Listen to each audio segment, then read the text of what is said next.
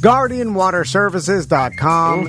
If your water stinks, and I mean literally stinks, like well water, you don't have to deal with that. Get a full house conditioning system. Westinghouse is the brand that Guardian uses. They've been working with the Westinghouse brand for a very long time, and we love. I just have the RO system. Yeah, me too. I've been saying I'm gonna upgrade, but I can't get clarification from the boss on that at this time. But dude, I'm thinking about upgrading because our appliances are new, and I don't want them to get ruined by the calcium in our city water. And if we get the conditioning system, they'll be fine. Yeah. You know. Plus, you'll save money on soap with all the other things. Anyway, we have a lot of listeners that have used Guardian Water Services, and one of them is our friend Simone. What's up, Simone? Hey, guys. So it's funny that you guys mentioned upgrading to the Mac Daddy, the full system, because that's what I got. Nice. And it is amazing. I was going to ask you, what's the difference you noticed at first? And then why'd you do it? It was because your water stinks? Yeah, so I'm a fellow Castleberry resident, and my water is absolute trash. There you go. I noticed that everything would mold really quickly. So, like, our toilets, if we didn't keep bleach tablets in the tank, after just 2 days, it would have mold spots, and I'd have to clean the toilet. Hold on, I got that. I got Castleberry. You told me, Tom tells me. I thought that was my wife's doo-doo. Okay. I thought it was your wife's doo-doo, too. I never said anything because I don't want to embarrass her. I was going to the bathroom at your football party, and you told me, you're like, all right, you go in there, pee the mold off. He told me to pee the mold off. I say mold, but I don't want to embarrass my wife. I thought it was her doo-doo. So, after you got the conditioning system, and tell me the deal with it. Like, I'm sure they told you all about the soap, like how you could use cheaper soap with your washer and dryer and everything. Yeah, so actually what they do is they give you a year's worth of soap included. And it's this special soap. Everything is comes super concentrated, and it's everything. Shampoo, conditioner, bar soap, laundry soap, dishwasher soap. Also all of the cleaners, a glass cleaner, an all-purpose cleaner, everything. That's cool. And all of it is super concentrated, and you add water into the bottle, shake it up, and you're good to go. And they give you a subscription for it for the first year for free, which is really awesome. And the soaps are super nice. But for me, the best thing is just I am not having to, super hard scrub my shower every week to get all that nasty mold off. And the water... I thought that was my wife's doo-doo. Well, that's what I thought. You were like, you use the shower, but there's doo-doo everywhere. I would use the top shower at the football party. He's like, hey, pee the mold off. You know what? We have a bad, we get this pink mold in our shower, and it's probably from our water. Pink mold. My wife she's like, leave the door open. There's too much humidity, and it's causing the pink mold. It's probably just the GD water, right? Yep. So when they came, the guy who came is super nice, super knowledgeable, and apparently he's the number one guy that goes to all the BDM's houses. So, cool. He kind of knows the deal with us BDMs. And he came and he did a whole bunch of different tests. And one of the tests that he did showed how much bacteria is in the water. And it was terrifying. It was so gross. And that's why I was having such mold issues. Oh, we need to test your toilet.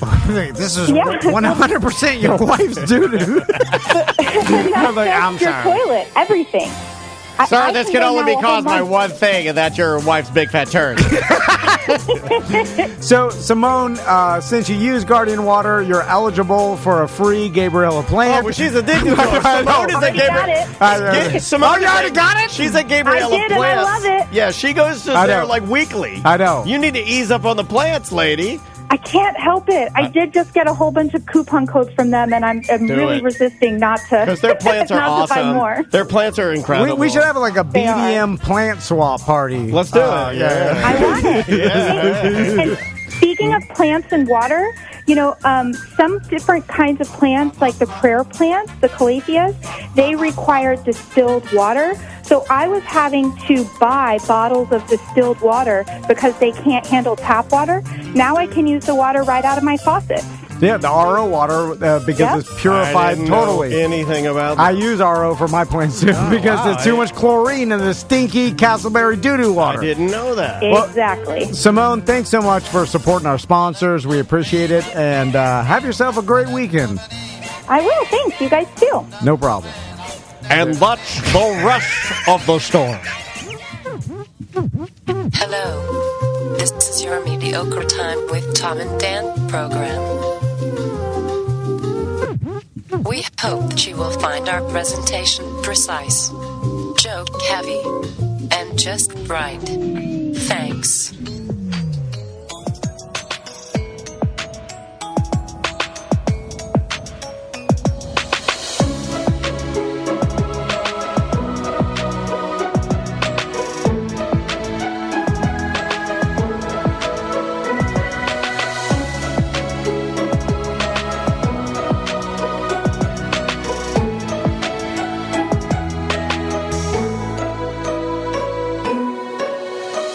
Welcome to the Friday free show of A Mediocre Time.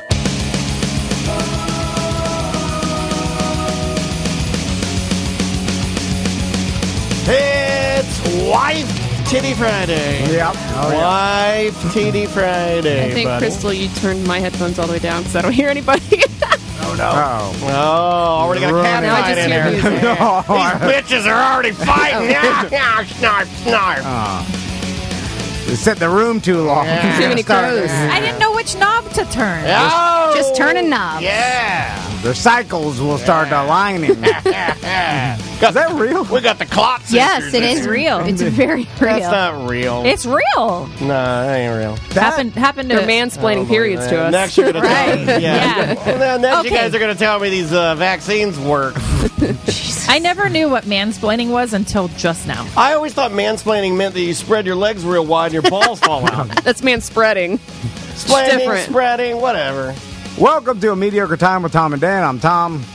I am Dan.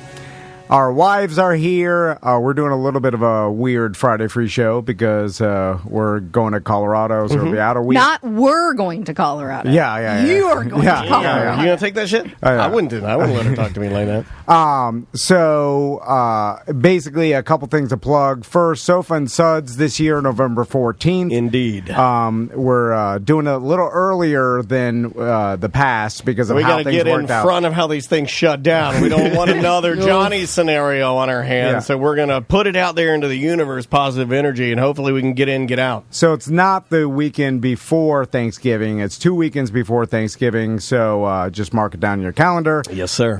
And we've got a bunch of giveaways at some watering holes. Ravenous Pig, you can go get a BDM pen. I've seen people go to their beer garden and eat dinner, It's lunch. great. I mean, the Ravenous Pig is great.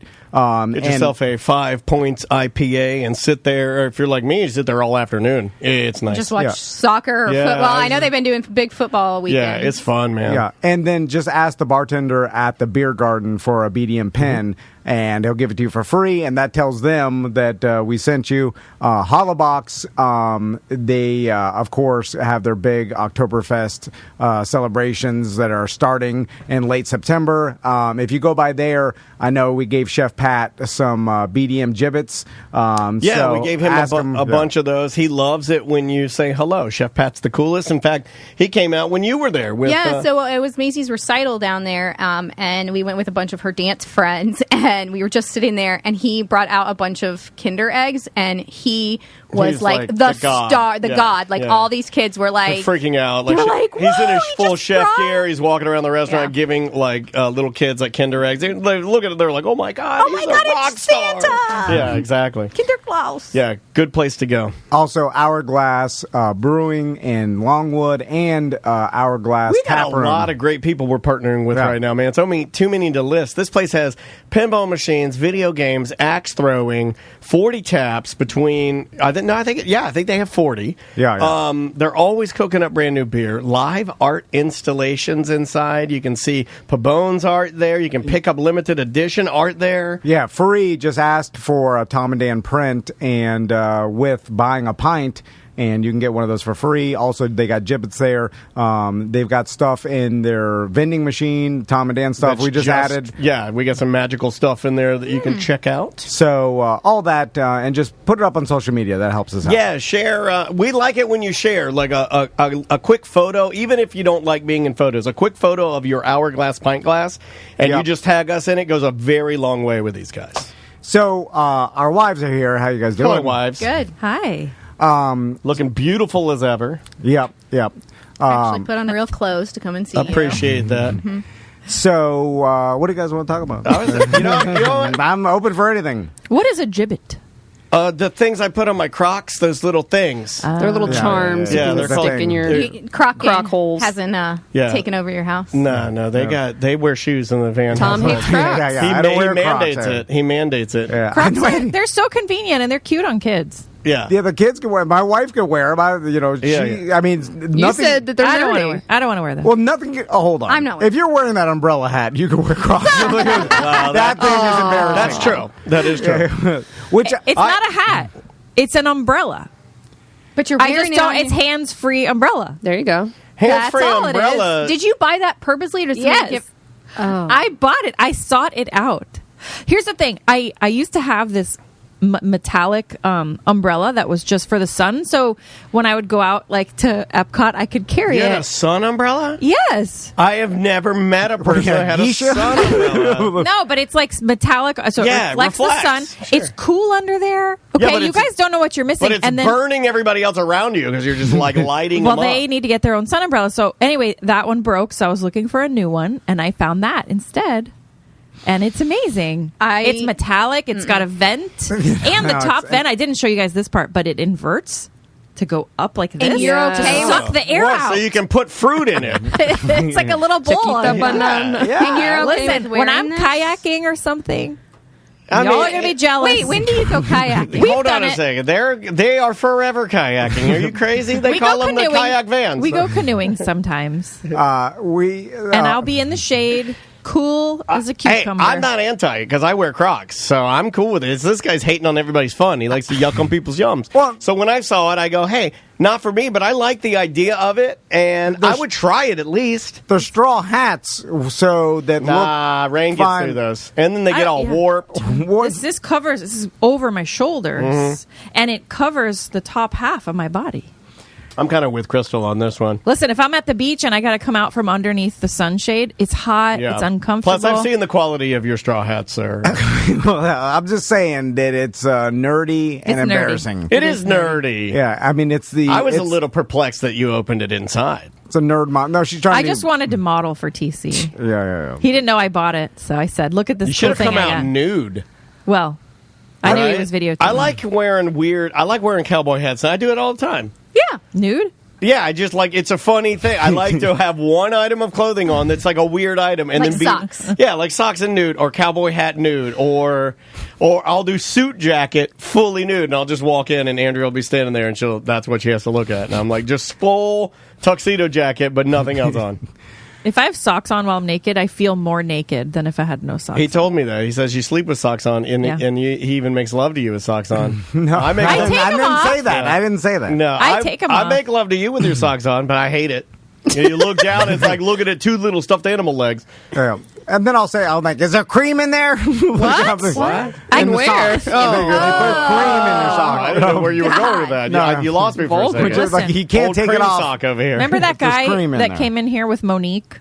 The guy with the Tone ranch X. dressing? Tone Oh, X, yeah. What was the ranch dressing? Well, anyway, they made fun of my feet, remember? You're cracked. Yeah, they said you had cracked heels. He said, "What is it?" And it stuck with me, and so I creamed my heels now.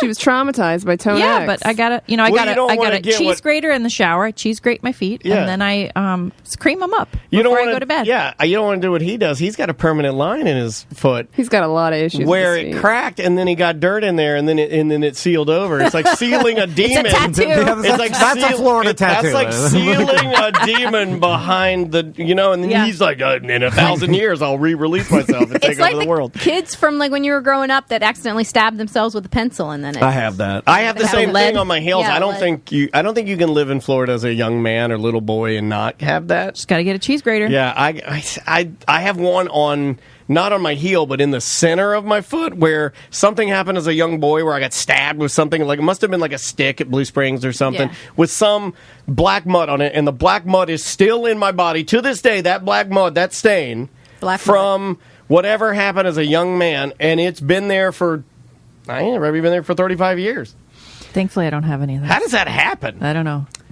It's a Florida thing. It is a Florida thing. Before we go over some BDM questions, I want to talk about a lifestyle that I fantasize about and engage. Waterfall lifestyle? Well, gauge. Swinging? Which one is it? No. Well, okay. So what happened? Is this a different one, or is this an update on your current obsession with swinging and gambling? It's the same. All right. But So every time we come in here, you got to talk about swinging. Yeah. No, I'm not. Frogging. This is not Frog. swinging. Yeah, We only have 12 topics. They've tried frogging. We tried it. We don't frog, We've sir. tried. No, We tried frog. We have tried frogging too. no. Oh, Butler's laughing. cackling. No. But That's like telling, the saying that Tommy's tried riding a bicycle on training wheels. Like, is that you don't really try until you take the training wheels off. Okay, I kind of see what you're saying. Well, what's your fantasy? It's going to be along these lines, right? I want to get you on the 50-yard line. It's something I'm not doing right at home. No, it's not that. I'm just saying. They like to get us in here and be like, "This is what I want to change." No, hold on a second. Hey. Nobody ever said that. It's the airing of the grievances. I don't believe anybody ever spoke to you I'm just over there I'm just talking out loud to a bunch of adults in a room. about swinging. No, not about swinging. Not even that. No, because I know that's too far, and no one's going to be interested in that. But I keep thinking every night lately, or the last 2 nights when I lay down, I close my eyes, I think about how Norm died and he had a gambling addiction and how he would have been worth hundreds of millions of dollars, but he was only worth like maybe 2 at the end of his life because of his gambling addiction. And I think of you, and then I get scared, and then I wish myself to sleep. I forgot you were talking Norm McDonald. You say Norm? I just sorry. go Norm from Jafford not our Norm. Norm McDonald. Yeah. I went Cheers Norm for a second. What Norm did you go to?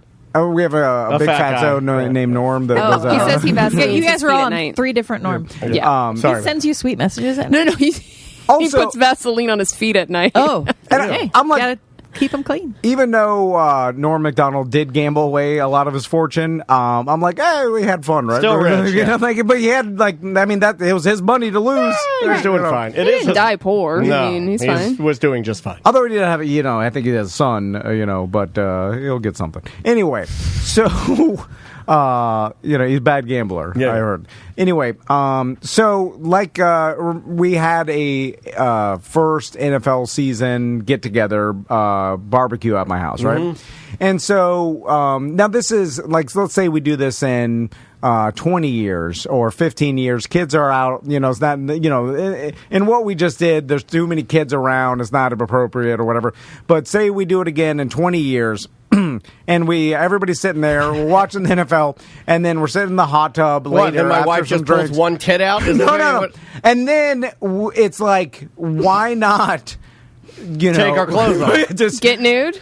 I mean, an adult. Who's going to start it? You? Are you going to be standing there like watching and be like, he missed a pass, and you're just going to gently. Yeah, do you open the door to the party nude, or do you wait like in the middle of the party, take your trunks off? I brought you some snack and sausage, and don't do it while you're passing around the snack and sausage. Or do you have a robe on and then you just disrobe? The bottoms are a little aggressive. I'm just saying, you just want the women to be topless. No, I'll get bottomless, but I'm saying that might be too far. So you're wearing a shirt and you're bottomless, and the women are wearing pants and they're topless? What kind of fucked up party is this? You want us to walk around topless 15 years of gravity from now? Like, you don't want it now. It's the only thing I don't, you get what you get, and you don't throw a fit. I tell Max and Tommy that all the time. So, I'm not going to get it next weekend because there's too many kids. I mean, it's ridiculous. That's never going to happen. I'm just saying I want to open the door to the discussion of that. Could that happen? Is that what we're doing here? I don't know. I see people live like this, and I'm like, wow, that seems exciting. Yeah, but they started like that. Yeah. It's not like they were somebody else and then became people who walk around topless and with boners.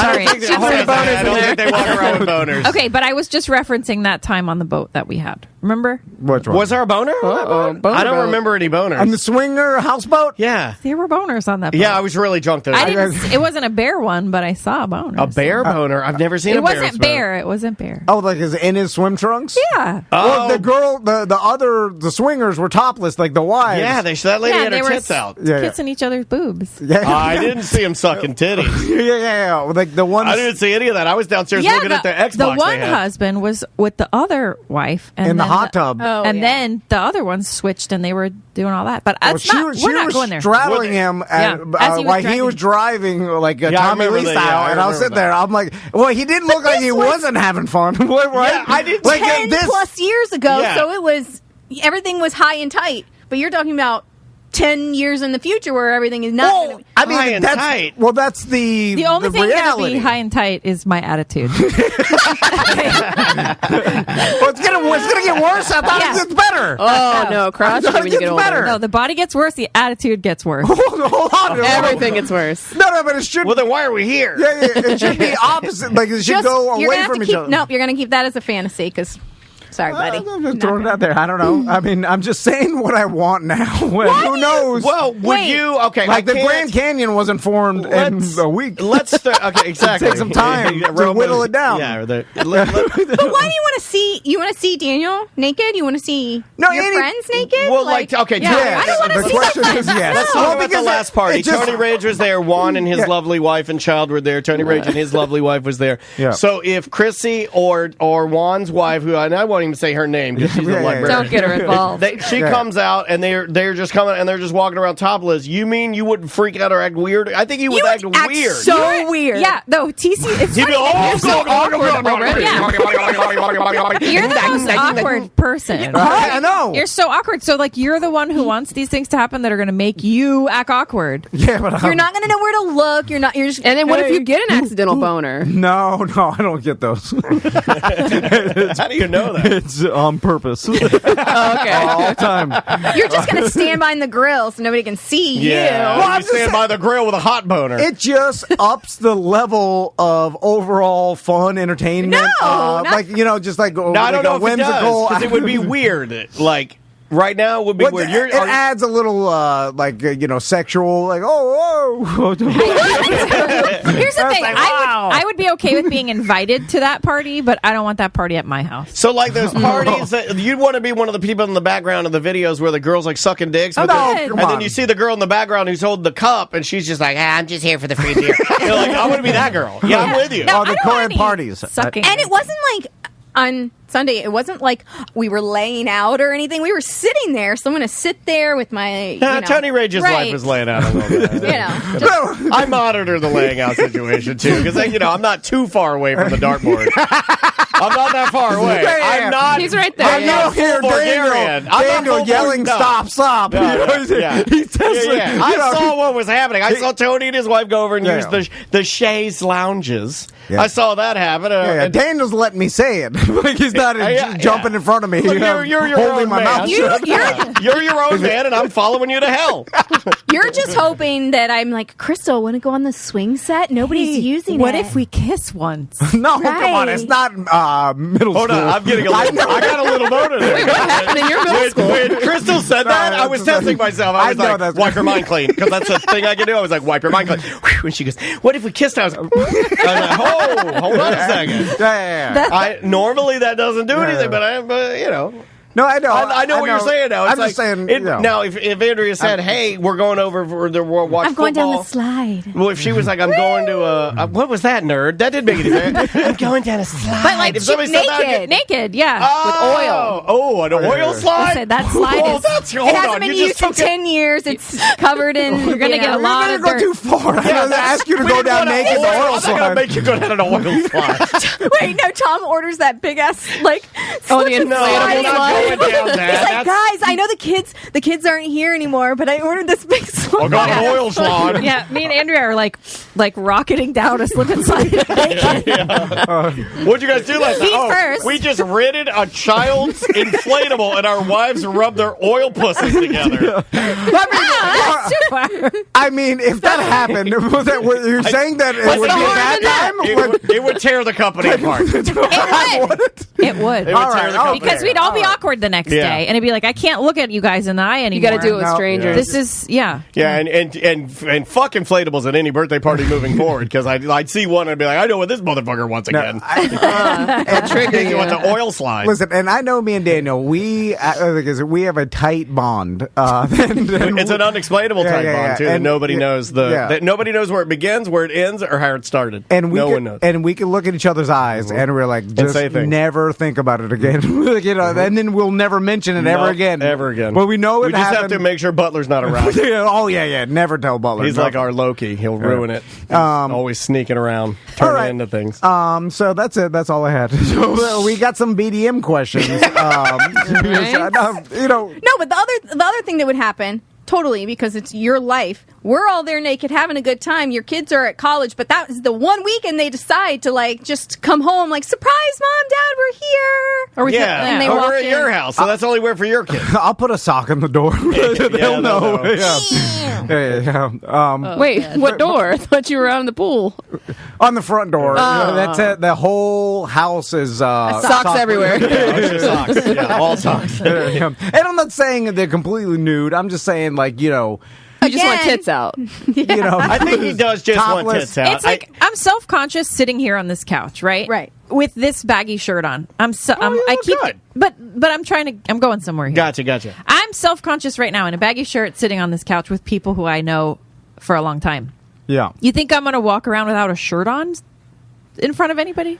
I mean, nobody's going to do that. I know the likelihood is next to zero, right? But it's not next to zero. But it is zero. It's like you just want to pretend when you're watching the space launch that you're on the rocket. I've seen it on Facebook. Like, I'm a civilian. This is history. Facebook is fake. You miss every shot you don't take. I've seen you're shooting your shot. Yeah, Michael Jordan. If you show up, you eliminate 99% of the competition. You need one of those success posters. Yeah. And so I'm just throwing it out there that. And usually in my life, if over time, by mentioning things over and over, somehow it's like Inception, you're willing it. Yeah. And then down the line, you're like, I think I want to pull my titties out. It just comes into your mind. You're like, where'd that idea come from? Well, you've always been that type of guy, because you went through a phase very early on in our friendship where you were always talking about how you just wanted to pull your ding dong out all the time. No, yes, you did. Yes, you did. Yeah, you did. When Anderson Leanne used to live on Anderson Street, don't. That was the first time you got naked. You just got naked. Oh, I don't know this story. Yeah, he got totally naked, and I was like, "Who is this person? I don't know him." You're devious. He's testing the waters. We got Castleberry Carrot Top here. This guy's pulling his long brown out. He's dancing in Winter Park with his ding dong flop. No, everybody was egging me on. Did you do the Louis C.K., bro? No, I didn't. You were talking about swinging, and we were all agreeing. You just whipped your dick out. Yeah, Louis C.K. Mark. Everybody was saying, Andres was saying, do it. And because you were saying, we want to do this, and we all said, yeah, we're going to do it. Whoa. And you climbed in the bed and got totally naked. I don't even have recollection of this. There's photographic evidence of this. Whoa. We have photos of this. I'll put a $2,000 bounty on that photo. There's no photos. Oh, yes, of it. there is. No, where are they? I don't go toe to toe with her memory. Someone else. I don't go toe to toe with Crystal's memory. Blackmail you with that, She's buddy. got fucking proof. I don't fuck with her. Storytelling. Don't fuck with her, man. Yeah. No, you're gonna fuck with her, and Tony's gonna end up regretfully posting a picture of you. You better stop fucking around, man. He's gonna post I don't even like looking at penises. Dan emailed me earlier today. Said he wants a big throbbing Christmas ornament with a big dick, and now I gotta post my. That was a different time. I was young. That was a different time. 19... You were very influenced. You seemed back in the day your friends would egg you on and you'd just do shit. Mm-hmm. Oh yeah, I'll do anything. But Tommy's like that. If you chant my name, I'll Tommy do loves anything. a chant. Tommy he gets a sparkle in his eye. He'll do anything. Oh, no. Like, me, same thing. If you call me a chicken or you chant my name, I'll be pure person and doing anything. I'll have to start remembering that. Yeah, right. Anyway, but as you age, you just start, getting out of that. Don't worry about me. Right. Well, that's what they're saying. In 20 years, they're not going to want to whip their titties out if they don't want to now. Wait, how come you can age out of something and I got to age into something? Oh, get him! That's like on Maury when somebody I'm just. He can't even talk. First question. Okay. The first one is for Crystal. How do you truly feel about Tom's plants? Oh, boy. Man, you came out. Yeah. A Barbara Walters over here. Well done, Sam. I didn't ask it. I feel attacked. First of all, I want to know the background on how you talk about how I feel. He about says your you plants. hate him. He says you don't give a damn. Yeah, he says that you enjoyed it when people stomped him flat. No, I won't say who did it, but somebody stomped a few of them flat. He just knocked them all over. And he said he caught you smiling, like a wry smile, knowing that. She liked it. And then he went out to kind of pick up the do damage control, and you were like, yeah. Excellent. It does come full circle because when we were leaving your house on Sunday, you're like, Juan, I have a plant for you. Yeah. So naked plant swapping. He's trying to give his disease to other people. Yeah. No, He gave Tony and Chrissy a plant when they left too. They like plants. Who doesn't want a plant? Well, you're giving her this giant pot. It's dirty. She's got to put it in her car now. Maybe Yeah, I got dirt all in my car when he gave me a plant. Okay, a little bit of dirt. You got an awesome plant. We also had gasoline pouring in the back of my car. He was trying to kill you. He told me. He told me if he can't see your titties, he'll kill you. There it is. Say that. But now this person has to take care of something. Right, And they might be on it's the a verge burden. of not being able to take care of themselves. Right.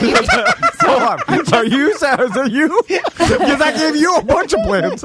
I'm telling you. I was giving Daniel a She's plant like, "Stop every day. giving me plants." And then he'd leave them here, and I was like, hey, you forgot your plant again. Oh, yeah, and then he's like, I think he didn't want to take them because I have to take care of all of these plants. I'm sorry. Daniel and Mason. You're the sorry. boss. You're the caretaker. I'm the cool guy. I'm sorry. I thought someone would want upward of 32 plants. I have so many of them. If you look at our balcony now is it a jungle? It's a bunch of like mismatched pots everywhere. It's overgrown. It looks like poison ivy's lair. You have to start buying different tier, different height things so that they can all fit. Yeah, they're everywhere now. It's all mismatched. And then I got her Shit plant pots. subscription for indoor plants. So now we have plants everywhere. Yeah. Just don't renew that one. Which one? Plant subscription. Anything that we have After to take 12, care of, that's a lot. not something we want. Yeah. So how I feel about the plants is they're beautiful, and I'm really glad that you have a hobby. But hold on, let's talk about that fig that you like so much. No, that was the. Let me answer first. Hey, I cut that fig down. What were we talking about? I'm the one who propagated those figs. No, that big nice fig that we have, I air layered that fig myself. Fig fight. You guys are fucking the nerdiest nerds. Jesus Christ. Somebody call Andres quick. We need a dash of cool in here fast. We need him to dance and play some rock music. You wanted the picture. That too. I do too, but we need some cool in here fast. Well, the thing is that at any free moment that TC has, he immediately goes outside. Immediately. It doesn't matter what is coming. He did say that. It doesn't matter, like, if we're packing for a trip or there's people coming over, the house is a disaster, like... He will immediately. He comes home. He goes into the bedroom and he puts on his working shorts. Yes, and he comes out topless and he gives me a smile and I'm like, "You going outside to dig in the yard or whatever?" Going to like my muscle. You said it sexy. You did not say it like that. Maisie did ask, "Why is there a hole in there?" There was like a hole in your yard or something on Sunday. She's like, "Why is there a hole?" Yeah, in all the neighbors want to know why are there holes and dirt all over the yard too. TC's out there digging. He digs, right? You say it like you're talking to two eels underwater. Okay, Ursula joke. Got it. I like I'm that. sorry. Steal my wife's voice, please. Whatever he can do to be outside and away from his family. That's I have a bunch of plants I got to take care of. They're all dry. You got a family to take care of too. He does tell us that when he says that you. The kids are playing Nintendo. Okay, is this accurate? because you're not paying attention to them. He says the boys don't want to. Goddamn. He says the boys don't like the plants, and that you are gotten better about liking the plants, but you wish that he would spend more time inside. Is that? Well, yeah, I don't want to feel like second to the plants. You know, there's right, other. I think don't these plants take care of themselves? All these years that I've been coming in here, you guys know I like a lot of attention from my husband. Yeah, like I am. And like, I'm fighting for it every day. Yeah. Well, how? I mean, what it's either the phone is or it all plants. the attention? I mean, there's. I just want a little bit.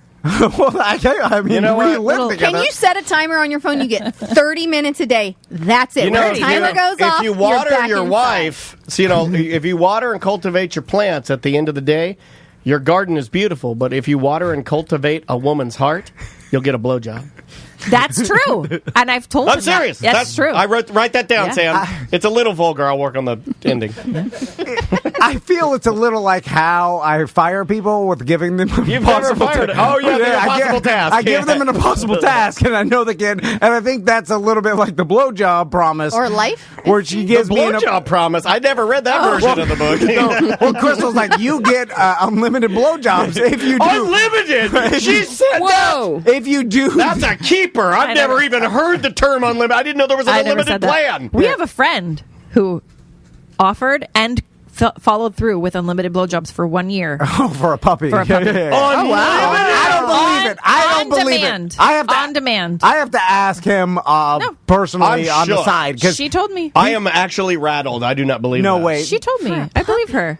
She's not a Anytime he wanted? on demand. Yep. Our Twitch chat room checking no in. way. Brock BDM says unlimited. This isn't fucking Dave and Buster's. That's you're right. Yeah. But I just don't believe It's not a subscription program. It's not $99 taco a day, which they do have in Arizona. What by do the the way. plants give you that your family does not? God No, damn. that's not What are it's you just doing? my only. I got no other hobby. That's the only thing I do. Yeah, well, then you can ask the same thing. I don't What play. is- I don't do anything. What do video games give me that you and Maisie can't provide? And by the way, you know what? They're fun. How about that? Let's start there. I play with Tommy and Max every day, obviously, but they're playing Nintendo when I get home, and then Crystal's like on her computer, walking around the You house. don't like Nintendo. And then, well, they don't care. They're not gonna. They don't want to come out and help me with my plants or. Why don't you hang find out. something you both want to do? If you don't want to play Nintendo and they want to do plants, where's the middle ground? Oh, I'll go and play Nintendo. I'm just saying, every once. We're talking in a while? 3 times a week for half an times a hour.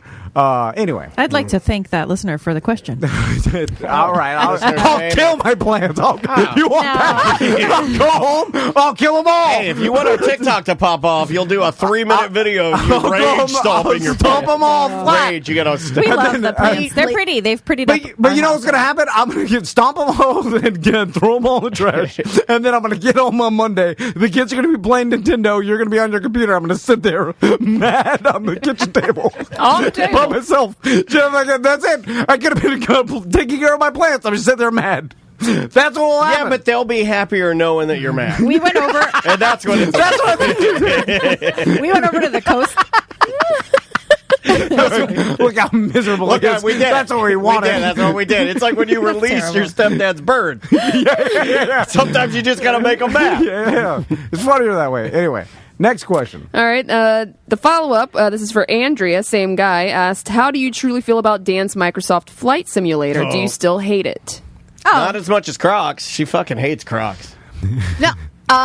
The flight simulator, it's fine. I understand it is needed for his mental health. Bought a Tomcat last night, $34. But okay, that is the They problem. released the When Tomcat, I check, the real dude. They released the real Top Gun jet. that's the only problem is checking the bank account and seeing Microsoft.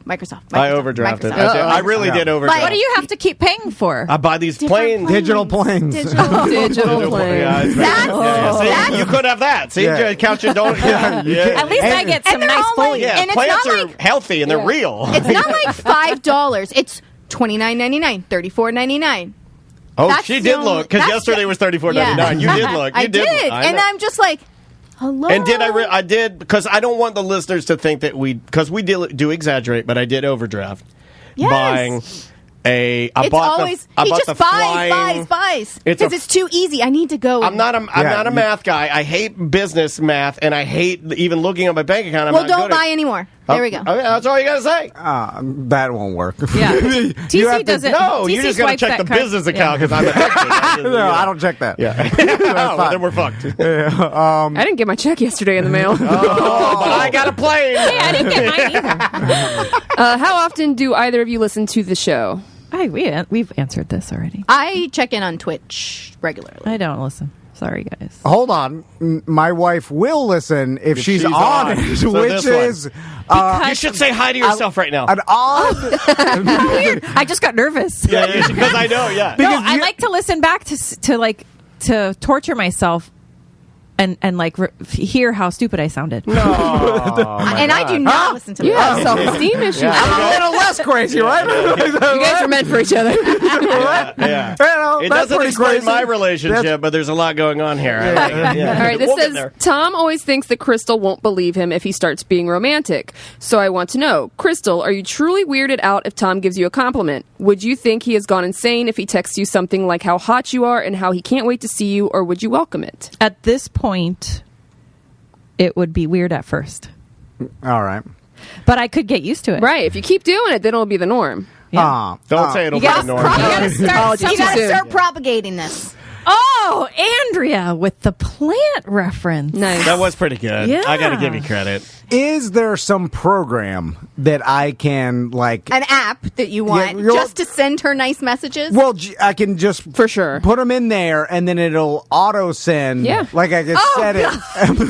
It's the same thing, right? No, because when I'm sitting next to you, it won't line up with who you are. That would be funny if you were just sitting next you to don't her want and it the to text go message haywire. And it's going to get all mixed up, and you're going to get your text messages mixed up. Like, you'll fire off one to her that says, you got to tease it down. You'll get a better line or something. And then she'll know, he's gambling or whatever. Like, it would worry me. See, now, is it Why don't you just tell Butler to remind you, or Sam to remind you, hey, it's 11:32, fire off a romance text or you something. can tell, hey, Suri, put in a reminder every Yeah. Thursday at No, you could do 11 every o'clock. Thursday. Then it's too programmed. You'd have to just pick rando times. Yeah, but then it gets stuck in there forever. I still have a reminder daily that comes up, and it goes, boom, Lena's heartworm. No, why would you say that? Oh, my God. Yesterday was her birthday. Why would you say that? Yesterday was her birthday. Well, I'm just saying what the truth is. I know you are. You can go in there Because easily everybody and gets- swipe and delete he it. still gets I don't know how to do it. give Pop his medication. Oh, yeah, that one too. Yeah. Like once a week. I called my mom yesterday and had a conversation with somebody for 2 hours. So, No, I didn't. okay, the saying the nice things that I'm horrible at. I think I do it too much. I'm too like when we got the bed, because this is showed the 1-8. Immediately back to you. I'm like, can't wait to eat your butt in this bed or something. Like I'm like. Yeah. I want to, right? What did I say? So I want to eat your pussy in the similar. I mean, bed. not that she's saying like I want to eat your butt. She's not crazy like me. She's but you guys are very similar in like your Emotional. wants and your needs and your emotions, and so my text to my wife, like I give her too much compliments. I'm like, I love your titties so much. Oh, and I'm just pink. like, I love your pink titties. Oh yeah. I tell TC every day, you look really good. I almost you look do. so hot. Your body is good. Yeah, we do that. I tell him every day, and then he's just like, thanks. Well, I've been working on it. I'll tell my wife. What? Why'd you say that? I can't take compliments. And then I told him his hair looked nice today, and he's like, "Yep." But I know what he meant by that. I know he meant thank you. I know he did. I know he did. I married a special person. And that's okay. Well, you won't accept it. I tell you that. I'm like, when I make a tremendous mistake, I scream. I scream. It's the best mistake. Tremendous mistake. I'm mentally disabled, and this is how I am. I was born this way. I can't help it. This is a hate crime that you're so mad at me. Why are you hate crime? Are you going to yell at someone that they can't see? Like, why can't you see? You're going to have a blind person. Yeah. I have a mental. I feel like Crystal's come disorder. to accept it over the years. She's way better. Okay, I still yell about getting dirt all over the floor with your stupid sandals. Because it's like every day, why can't you remember? But most of the other stuff, it is what it is. It's all good. I'm ready to ride this thing out to the end. Okay, well, let me ask you this. That sounds fun.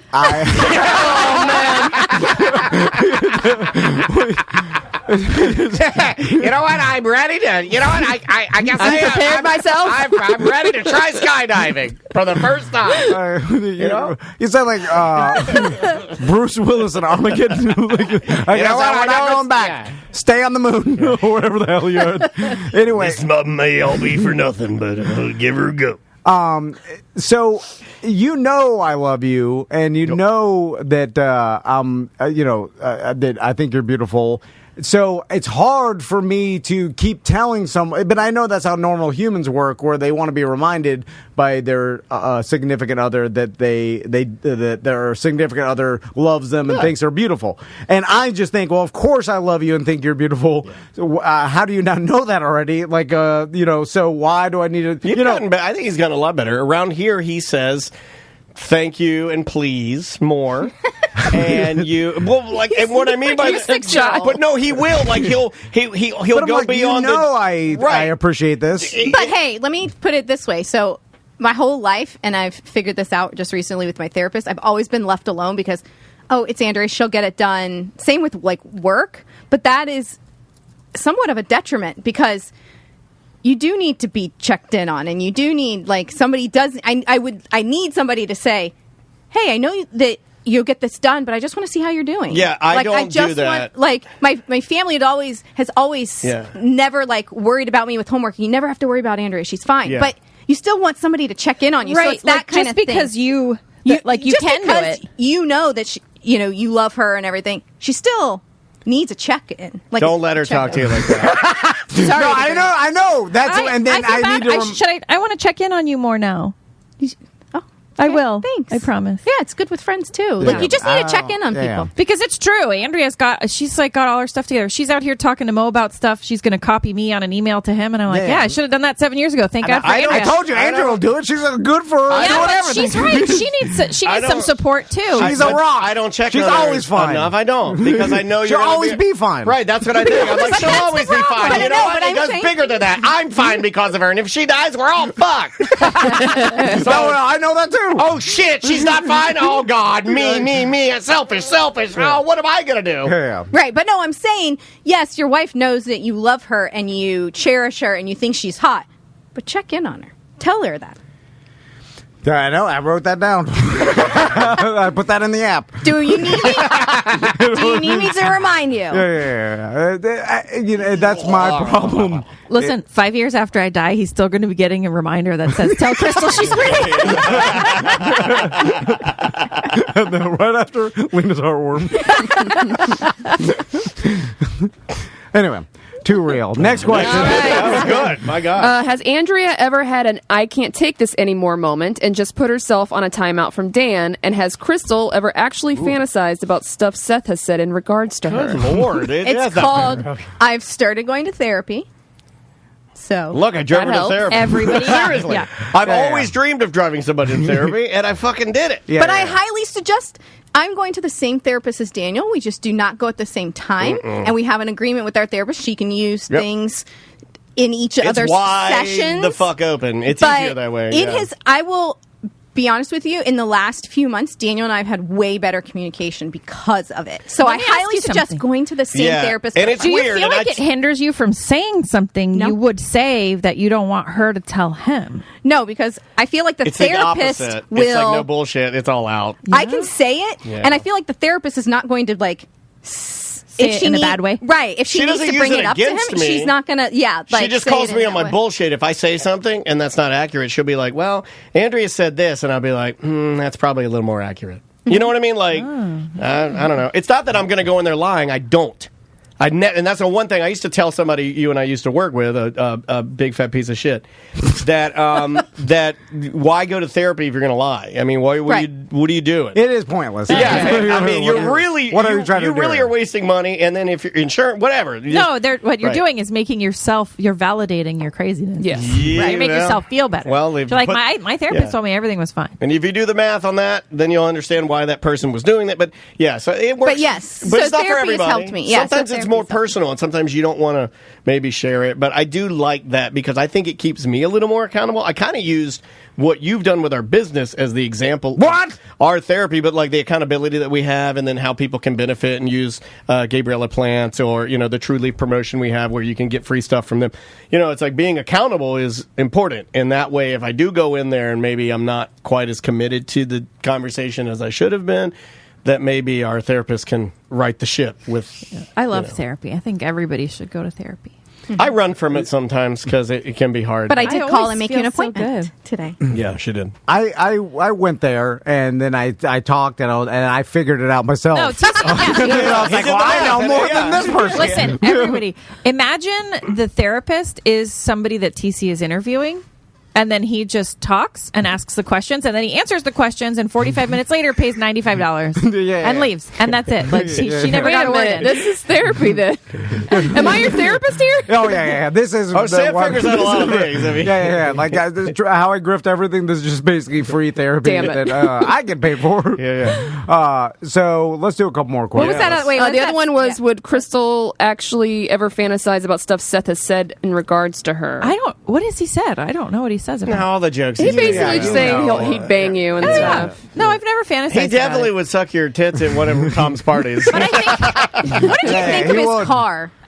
I never stepped one foot in that car. She didn't. Oh. She didn't. She drew a line in the sand. And I like noticed that. there was a lot of dog hair in my car after he borrowed it. So. he said he vacuumed that. Rocky. I vacuumed it. He had that little pee-pee dog in there. I don't care. I'm just kidding around. But no, I mean, I've seen when he wears those thin pants with nothing underneath, and it's a little chubber. He's got a carrot top in there. Noticed that before, but I think based on his track record, he'd be really disappointed if I took my clothes off. You know what I'm saying? What he likes, he likes the young 22. Come on. Andrea says that. I said, once you close your eyes and get inside, everything's okay. It could be anybody. Yeah, but he does, like a hot, young fit body. girls. But you never fantasize about it. Like everybody fantasizes about everybody, right? Like like a fleeting. Yeah, I fantasize about having sex with everybody in this room. No, come on. Dude. I have literally. I don't want to be in court. I have literally fantasized. Get Mo back in here. I've literally fantasized about you blowing me. I don't know why I left He was at one of your parties, and I was like, "Tit sucking, let's take it up a notch." I think we can do better than this. Was he doing plants while you were? Yeah. He's out there. I'm out there with the what do you call it? The white veins. But I don't have to. I won't give you a couple of yo's in the morning after that one. No, I'll just walk silently to my desk. We'll come in the back so you don't have to see me. I only fantasize about you. Oh, seems unlikely. Checks out. I only have so many memories. How about you? What? I don't fantasize about it. You don't fantasize about me. No, about anybody. Like, yeah. All right. That's like weird, you, right? No, that's like because she's more logical like you. I can't get this. I'd eat her ass, and there's no way I didn't get to eat her ass. Your mom came up to me on Sunday and was like, "My mom." Yeah, right. Your mom was sucking my tits at the party. I said, your mom came up to me. She goes, "Maisie's very logical." Like she did, yes. And that was like her compliment. It's like, Maisie's very logical. Maisie is very logical. Yes, she will tell you. Like she told my mom the other night. My mom was yelling at the soccer game while my mom was over watching Maisie. And Maisie goes, "Why are you motherfucker?" And I'm like, "Vicky, you can't be doing that." And Maisie goes, "Why are you yelling? They can't hear you." I say that to my husband. Oh my God! I hate it. It's like shut the fuck up. We're having fun. Your mom, that was her compliment. She appreciated that, right? That she's logical. And I was like, she's not like me. Like she your doesn't. son. Like I'll be like, "Oh, this is." That's a good trait. I'll be like, "Ooh, that's scary." She's like, "Not real." I'm like, "You're fucking not fun." Right. Like watching scary things or watching I don't know, funny things or magic stuff with him. He's like, "I'll tell you how they did that."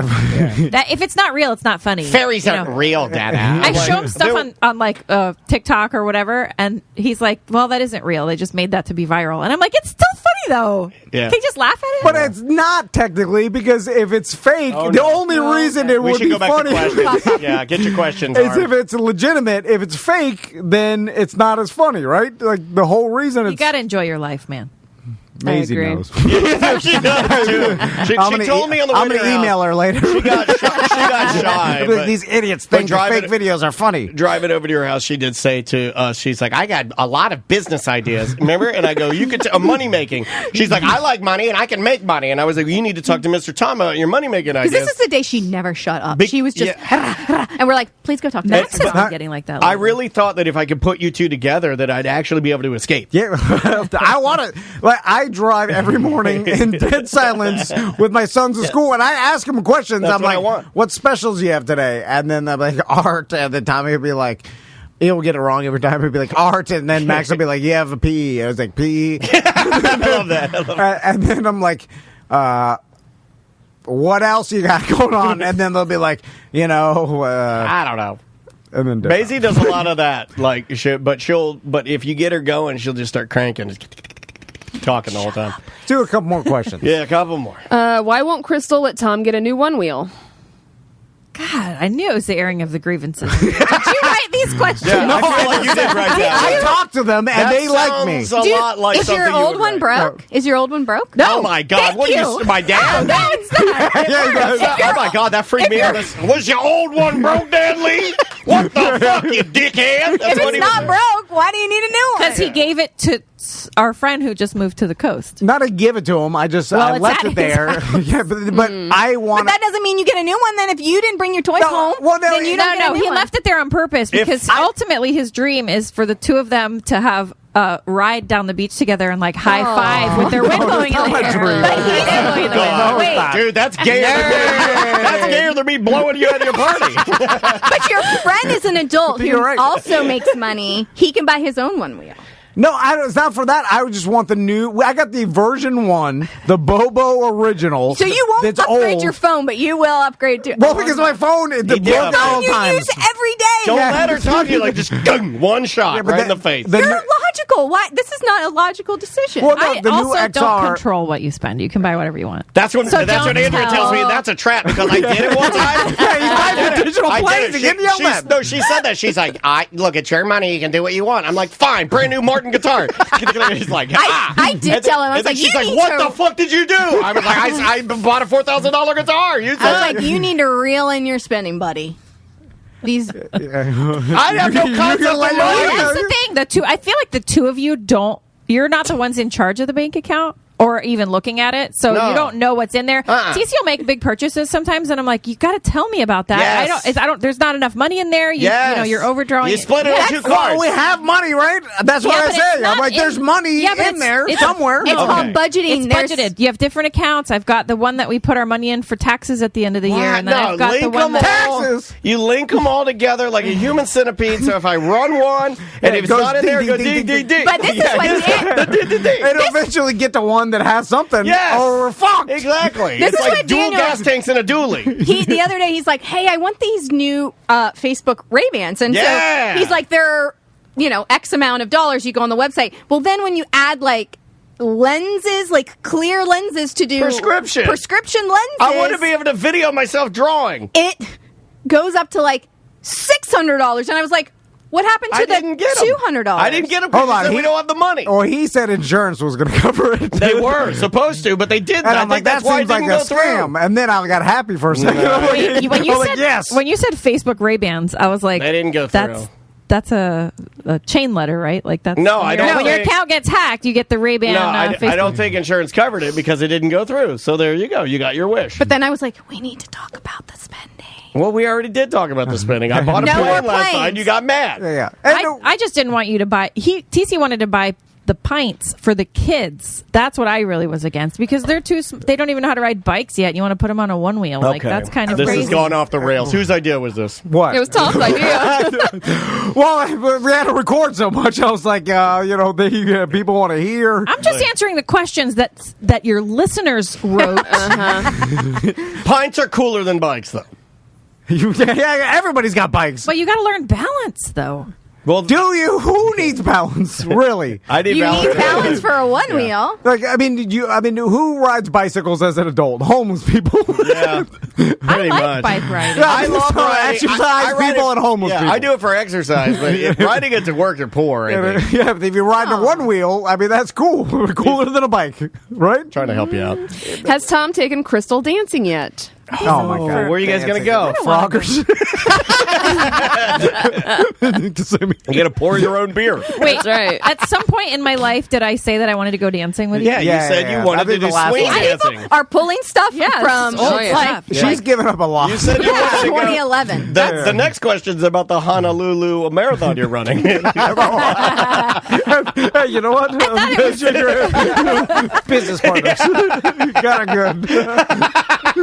Oh man, Now she's mad at me. Oh yeah, she's Great mad. job. She would never forgive you. I Never. We're gonna have to do just a 2-wife crew just to really air it out. I can't run. That is one of the next questions is when are we going to get another 2-wife crew?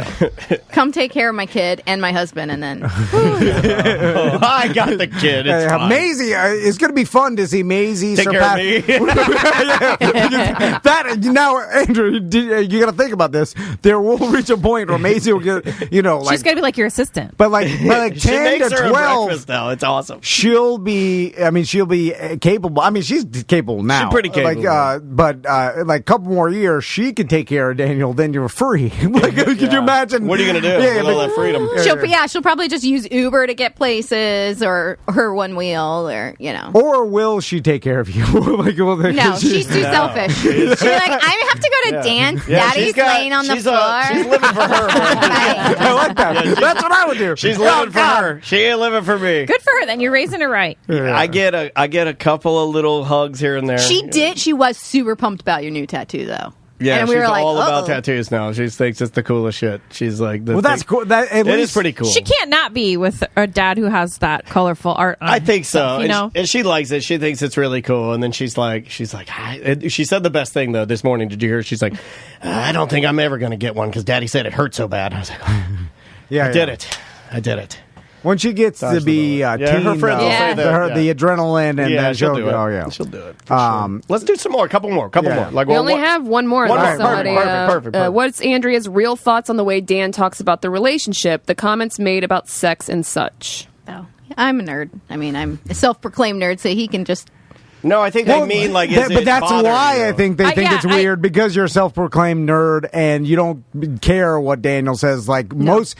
Like most people who would be a nerd would be like, "Don't say that, Daniel. That's too far." She's a different breed of nerd. Okay, but I've been in the. Is it because I think you was just get in his radio humor, too. and and I have known what he's done for so long that I'm just like, you brush it off. Whatever. Yeah. Say whatever. Oh, another one just came in. How would the parents feel if the kids decided college wasn't for them and when they graduated high school? Totally fine. I don't care. I'm fine with that too. We've already actually kind of talked about how college isn't a thing for everybody because Maisie's ass, and I'm like, not everybody goes to college. Yeah, because my brother he didn't go to college, but he went to firefighting school. There's other paths options. And so we've talked about she told me she's gone from I want to be a child doctor to I want to be a bug doctor, and I was like, I don't know if you can be bugs. Well, at least you got real jobs. I get Spider-Man, Karate Man, karate robot. That's awesome. I want to be a karate robot. I dress them in the morning like they're little baby dolls. I still am getting them dressed while they're half asleep. TC makes a full breakfast spread for them. These kids got it made, buddy. They have to be reminded to eat everybody. Every 30 seconds, you're like, take a bite. You got to just walk by and yell that out because they're just off in a trance. Moo's a different breed. Are they watching TV while they're? Oh yeah. Oh no, turn that off. So we didn't turn it on this morning, and they ate all want it off. What am I supposed to do? They'll get in the trance. They want the stuff. Moo will get it's got to be a bit of a problem though because she's like you, so she'll just go downstairs, not even say a word to anybody. Andrea's down checking something for work or something, taking the dogs out. I'll be upstairs, nursing hangover, acting like an old dad or whatever, and May'll just get her stool, and you'll hear plates and shit falling and breaking, and she's in there she's like, I'm just gonna do it. And she'll just put her cereal great. in. I love her independence. Our kids are not independent at all. Yeah, and they also spend too much time together where if I take one of them to the dentist and the other one's not going, so they're codependent. They're both like, But he's not coming with me. I don't it's know. It's just in you though, because like I blame Tommy and Max. It's their fault. Tell them, I'm like, what are you doing? It's their fault. Do you guys ever take them like one each, like a Wednesday night? TC's taking Max, you're taking Tommy. You go do something separate, and then switch the next. No, like, we talk about it. We talk about it constantly. Never do it. I wouldn't want to do it either. Put it in the calendar. No, they're going to get all pissed off. I don't want to fight that. I want to do that, but then like once I get home, once TC and we all get home from school, then we got to do the homework, and it's like there's only an hour left. Yeah, you know, and we just don't. You run out of time. Yeah, it turns out we're on a Saturday. Bad morning. parenting is really just laziness. Like, I wouldn't say you guys are bad. At least you parent. I'm just along for the ride. I just watch what she does, and I'm like, I mean, we could. I'm here. All these things we complain about, we could fix them or try to fix them, but it seems like a lot of work too. So we're just like, I'm sure, like, you know, it's kind of pretty good. Hey, the sun's still out. Hey, you're alive. It's fine. If you can see the sky, you're still alive. Yeah, you're good. You know, they don't fight with each other. They're nice to everybody. They're well mannered and polite. Yeah. They're just not. It can be better. You know, but everything could be different, but it's fine. It's fine. I think respect and kindness goes a lot further than being, and you can be independent and be an asshole. Yeah, but she's gonna be successful. I don't know about that. That's what they, you know, like CEO. Oh yeah. I don't know. She can be blunt, right? There are downfalls to some of the shit she says. Cut you with her words. Yeah, some of the things she says are very like, well, that's not nice. But I know you weren't trying to be mean, but you didn't need to say that. Oh, I can't wait till she's yelling at her employees if they don't show up to the company Christmas party. They're gonna be fired. I'm late for the grand opening of my wine bar. Being rich and successful and powerful. I mean, that's Go, Bama. Listen, all right. She left a lot of people in her dust. Yeah. So, I don't know. Not my bag. I know two-way crew people want. I mean, it's hard to do where they, like, you know, you guys don't get paid for it. There's no sponsorship. Oh, is this where we say it's never happening again? No, it could. I'm sure, you know, eventually it's just, you know, with the kids. Why don't you guys do it via Zoom? No, work. That's weird. I could record it. It's just the two of us. Get into it with it. Yeah, I don't. We will talk about it once you guys they are back from vacation. Why don't you guys do an episode where you get drunk and suck each other's tits? Then we get a lot of downloads. We would. And we'd be rich. Yeah. Just the audio of it or on Twitch? Right, because Crystal can't put that on Twitch. I think you start with the audio, and then you say that you're going to release the video. Open OnlyFans. On the OnlyFans if they subscribe to the BDM, but then you never really We can just make the noises if it's just audio only. You can just... That's not what it sounds like. Can we charge? Yeah. I mean, there's a world where if we had an OnlyFans... Look how happy he is. It's like business brain. Like we're back to the first question. If we had an OnlyFans account and it was all of us, I mean, not like together, but like, you know, you just videotaped ourselves having sex and putting it on there. Oh my God, you said the grossest thing. We're going to video? No. We're not going to swing. We're just going to show having sex. Like ourselves having sex. I'm not... We could probably charge $25 a month. And... You've already got this way too figured out. $25 a month? Yeah, but... Sorry, buddy. It is way more expensive. Well, we'd have 1,000 subscribers. Yeah. That's not enough for me to do something. $25,000 a month? No. For me to get naked on the camera for other people to see. Yeah, well, there's a price point we have to hit here. What was the price? That's a lot of money for who cares? This isn't an insult to my wife, but we can't be charging $99 a month. And they're paying for it. It's just not possible. Can't charge the premium as rate. As much as I feel like I would pay $99 a month. How much do people pay for sex? And she does not. $10. Okay, and she doesn't get naked, right? What is she gets nude. Yeah. I think she lowballed herself. The bottom, right? What? Well, it's bottom, but not gratuitous open bottom. It's fast turn bottom. Yeah, fast turn bottom. You see like, frontal. That is too low. Barbie doll bottom. You're the only one that would have to worry because you got a bush. I don't have a bush. What? I have like wispies. No, you got a bush. It's a big old, I like it. A big old flosser. Oh God! I found it. How much money? Did you trim yours this morning? Because I found a tumbleweed in the bathroom. Oh, man. Oh, maybe I was preparing for the flag of Japan to be lowered. See, Daniel does it too. You guys, I'm like, why don't you trim that in the shower over the in the shower, because then the water in the shower it spreads out my wispies all over the walls, and it looks like I'm living back in an apartment. Not on the floor, so I have to find a tumbleweed. I do it. I agree. I do it over the toilet, and then I try to crinkle all the things and put them in the. No, you did not do it well enough. Oh, well, I missed a tumbleweed. See, that happens to everybody. Yeah, but I don't understand why I shave my legs in the shower and everything else in the shower. Why don't you shave everything? And you in don't the even have to shower? turn the thing on. Just stand in there and buzz whatever you need to buzz. Well, you can't get water on the machine. I have a waterproof shaver. Okay. But that thing will grind your shaft up, dude. Oh my God. I did a water one time, and that thing at the bottom, I was like, it's eating me alive. Like, it was bad. Just stand in there, and then when the water runs, it will go down the drain. No. I do. I like a dry. I like a wispy dry. Because you don't turn the water on. That's what I'm saying. Don't turn the water on. Just stand in there. No. That was my nipples. Because I had got long nipple hairs, and everybody's been looking at my chest tattoos, and I was like, I got to get rid of these. They're looking gross. That's almost worse for me. My nipple If hair. I found a tumbleweed of nipple hair, I think I would That's not. worse? I think it's worse. Wait, what's it, butt hair? Yeah. No, butt hair's the king. I think it's worse. Yeah. I don't know. All right. Oh, man. Anything to plug? You did a lot at the beginning. Yeah.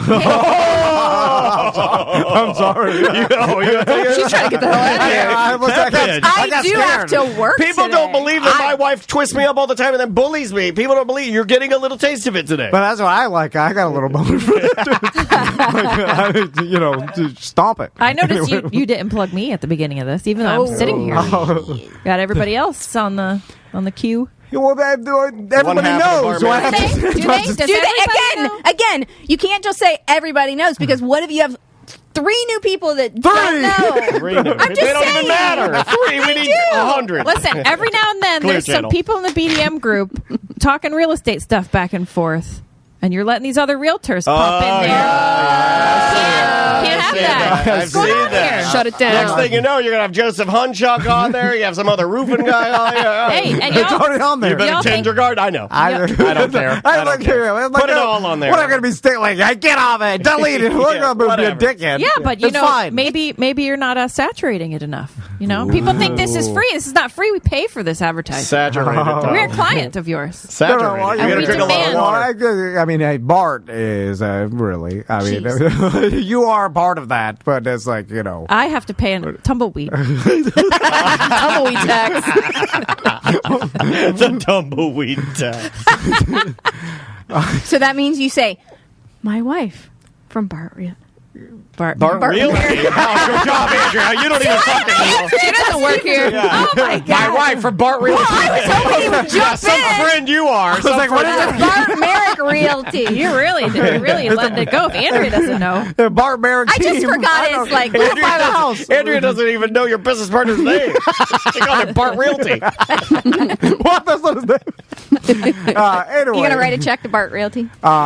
You can go to barttherealtor.com and talk to Crystal Van if you're looking to buy a house. Or sell a house. Yes, or sell a house. Or if you just need some advice. I'm here for you. You're taking advice? I'm here for you. Sex advice. Listen, I'm here for everybody. They made the process of selling Daniel's mother's home very easy. Easiest, yes. Yeah, but I did not have to do anything, which was much needed at the time. Super duper. All right, so we're going to take a quick break. We got a special segment we haven't done in a while next, and then we'll do some news with Ross. If you're looking for a great lawyer, a great law firm, it's the DeWitt Law Firm. It's Mo DeWitt. He's a BDM himself, and when you tell him you're a BDM, he's going to take care of you because he knows the system. Yeah, he knows he's the a deal. listener. He knows the show, and telling any of our clients really that you're a BDM goes a long way. Mo is one of the first people that we talk to when we've had some, let's say we just had some legal hiccups in our past, and he was one of the first people that we reached out to. And he's, you know what I love about Mo is he's just so calm. Yes. He's very calming. He has that effect, like where he's like, well, no need to get, freaked out. You do this too a little bit, where it's just calm down, let's think this out, and let's get the best plan for you and your family, and that's what Mo specializes in. Exactly. So if you're injured, I mean, there's a reason his whole motto is injured on the go, just call Mo. Indeed. JustCallMo.com. But seriously, if you do get injured, give him a call because you want to do what's best for your family. You want to make sure you're covered, and you want to make sure you're doing the right thing. And Mo will tell you, and he'll lead you in the right direction. And more than anything, I think you're really just going to like the demeanor, the bedside manner, and how Mo and his team, how they act. They're good folks. Yep. So it's justcallmo.com.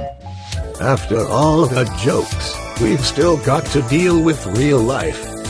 Welcome to Tom and Dan's Straight Talk. 2021.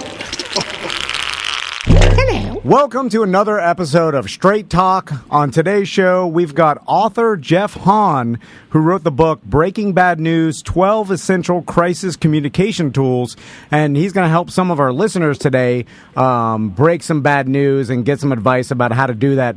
How you doing, Jeff? Uh-oh. Got some... It's frozen, I think. Uh-oh, yeah, got some... technical problems. Are you there, Jeff?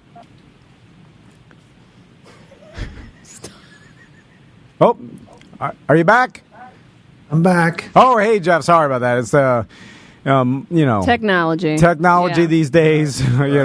We're all been getting used to Zoom calls, and that happens. So, how you doing, Jeff? Doing well, thank you. Oh, yeah, no problem. So, Jeff, tell us about the book, Breaking Bad News, 12 Essential Crisis Communication Tools. Yeah, Breaking Bad News really my interpretation of the entire craft of crisis communication. I think many believe it's more of an art form or even some magic that you need a Harry Potter wand for. Mm-hmm. I don't agree with that. In fact, my position has been, and the theory behind Breaking Bad News is that crisis communication is a system.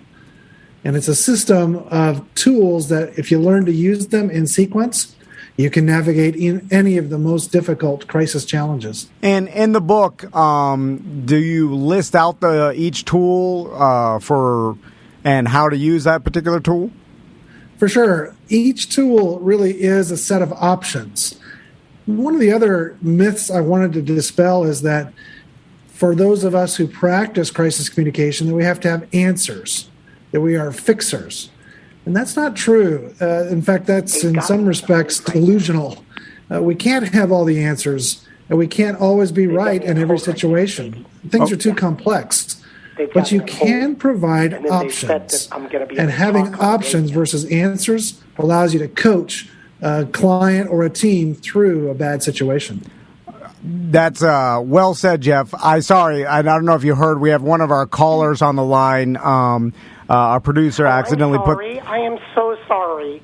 Did I talk over him? I apologize. No, it's all right. So we asked, Jeff, I'll just let you know, we asked some of our listeners if they had any bad news that they were trying to break to someone and they didn't know how to do it, to give us a call. Talk with Tom and Samantha?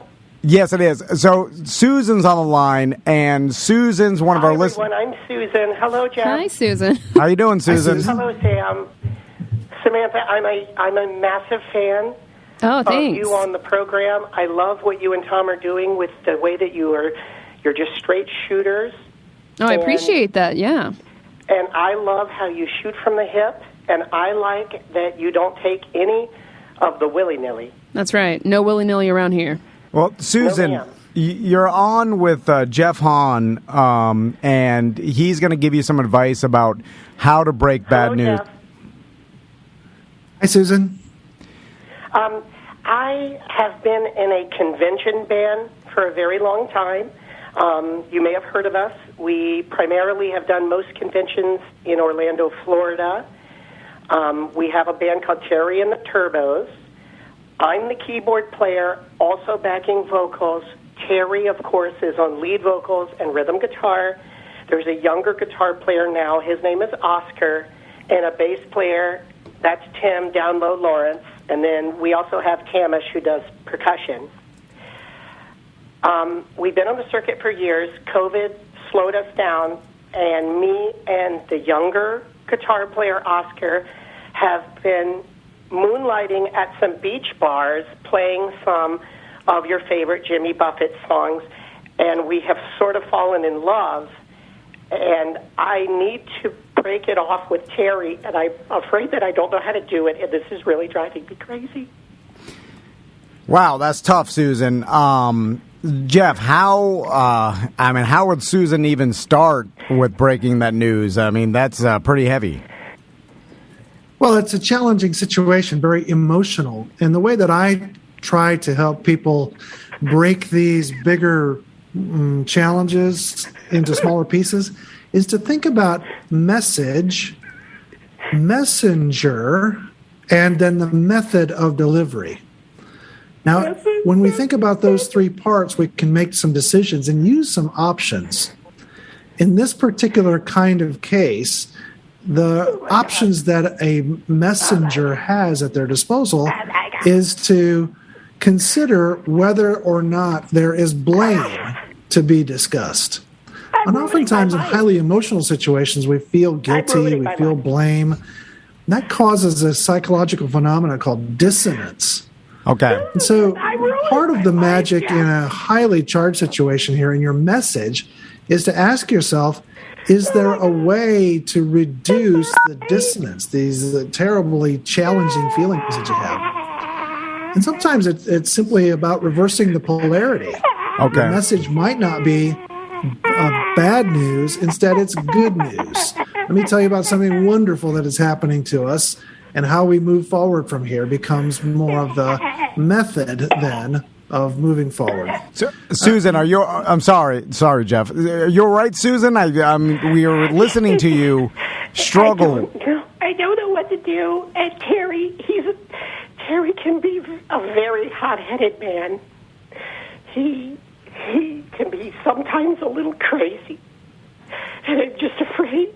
I'm just afraid for my life. And I'm afraid for my birds. Oh, not the birds. So, Jeff, I mean... He has my birds, Tom. He has my goddamn birds. Well, so, Jeff, I mean, Susan obviously... All of them. He has all of them. Now... All 17 birds. You have 17 birds? Well, I did. I did have 17 birds. He let 2 of them fly away. So, Jeff... I have 15 birds now. So, Susan, obviously, she is in a situation where, there's a hostile environment. Yeah, there's a hostile environment. Is there any danger to breaking bad news? Obviously... I think he's coming. I have to go. Oh, no. Are you okay? Susan? Okay. Sorry, Joe. I mean, she was obviously scared. I mean, do you have to worry about breaking some news to some people? Is it better off to not tell them? Well, in that situation, your first concern is her personal safety. Hello? We've got another caller on the line, Jeff. I believe this is Glenn. Are you there, Glenn? Yeah, I'm here. Hey. So, Glenn, do you have a question for Jeff? I'm a new grandfather, and I was taking care of my granddaughter's puppy. She has a little puppy. About 3-4 weeks old. And this thing, it got up under my lawnmower in the garage. Oh, man. And, man, I tell you, Tom, I couldn't get him out of there for nothing. So I started whip-swatting at him with a broom. Well, Lord and behold, I whip-slapped him a little too hard, and I done hit one of his back, what do you call it, where his spine? Where you're connected there. Yeah, your spine. Back. And he started flopping, and he's not walking like he used to. And I got this animal for about another week, and I don't know. Do Do I just put it down, or do I get a new one and try to swap it out like in an 80s movie? Well, what question? I mean, we have author Jeff Hahn, the author of Breaking Bad News. What do I say to my granddaughter? Do I tell her this is how he is now? This is him. So there it goes. You injured your granddaughter's puppy. Well, I didn't mean to do it, and I don't take kindly to you inferring that I did. No, I'm just saying that I'm explaining. No, you're just doing what you always do. You get on here and you start firing off your mouth. You know, hey, look, I get it. You're woke. Glenn, you called us. We asked. Oh yeah, you and Sleepy Joe. You get it. You're all woke. Glenn, we know we don't talk politics on the show. Jeff, all you do is talk politics. All you do is you got to stop the steal. Is what I'm saying. Okay, well, Jeff, enough with that. Let's get to the point. Yeah, we're talking to a communications expert here. Yeah, about how to break the news to your granddaughter that you injured her puppy irresponsibly with your lawnmower. The lawnmower did nothing. He was stuck behind it, and he wouldn't come out because nobody at that house trains nobody. So, Jeff. Pants sagging down their ass. All right, Glenn. Promiscuous all nights of the hours. Glenn, we've told you before about, you're allowed to call in the show. Calling the station too many times? So, Jeff, how would Glenn break the news to his granddaughter? I mean, what kind of tools would you suggest that he use to break something like this? Yeah, Glenn's really got an important choice to make.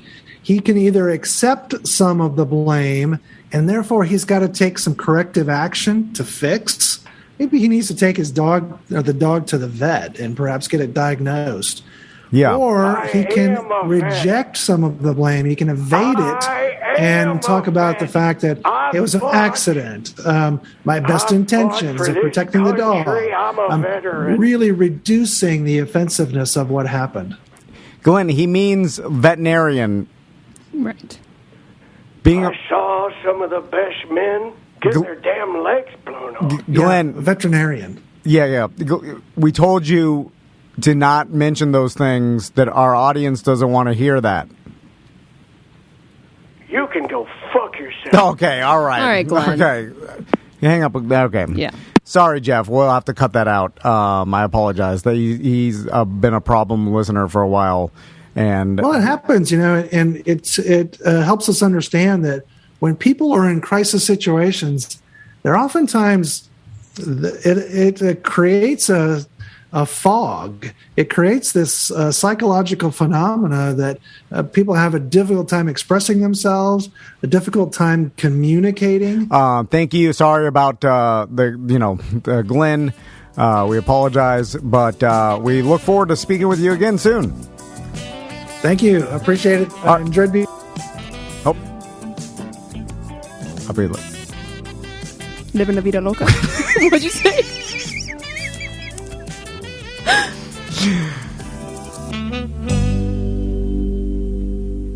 Sit, Ubu, sit. Good dog. Mitsubishi. I never sing a song about Mitsubishi. Mitsubishi doesn't love me anymore. Mitsubishi cheated on me. I don't know if they want that. She's a dirty hoe. No. They don't want that associated with them. Mitsubishi. No, you can't say it like that. No, you can't. No. That's a no. Yeah. No, that's no Jones. I think you can say Subaru in an Australian accent, though. Subaru. Yeah, there it is. Yeah, that's Subaru. approved. That's approved. And you can say that's approved. You can say Chevy like Chevy. Yeah, but Chevy. Chevy. That's fun. don't do that. That's how old bits are. Chevy. Chevy. And if you're going to go buy a Chevy, buy it from J.C. Harrelson, Don Mealy Chevrolet in Claremont. That's our dealership that advertises all the Chevy brands, that mid-engine Corvette. Oh, we saw one over in the Publix parking lot. Yeah. Dude, it's ridiculous. It's awesome. It's one of those cars where, like, look, you wing around the term Corvette. Oh, dude, Dad, Corvette. Dad. No, Tom and I were walking in the Publix parking lot.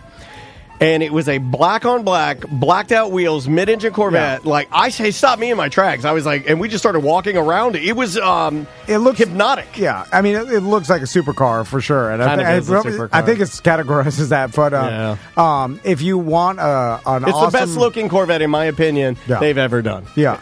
And speaking of like the Subaru brand and reliability and resale value, I mean, they have the highest resale value of any brand. Yep. Because saw a BDM with a Crosstrek this morning. Yeah. I drove around the Forester, the WRX. My wife got a pre-owned vehicle from Sport Subaru, Sport Mitsubishi.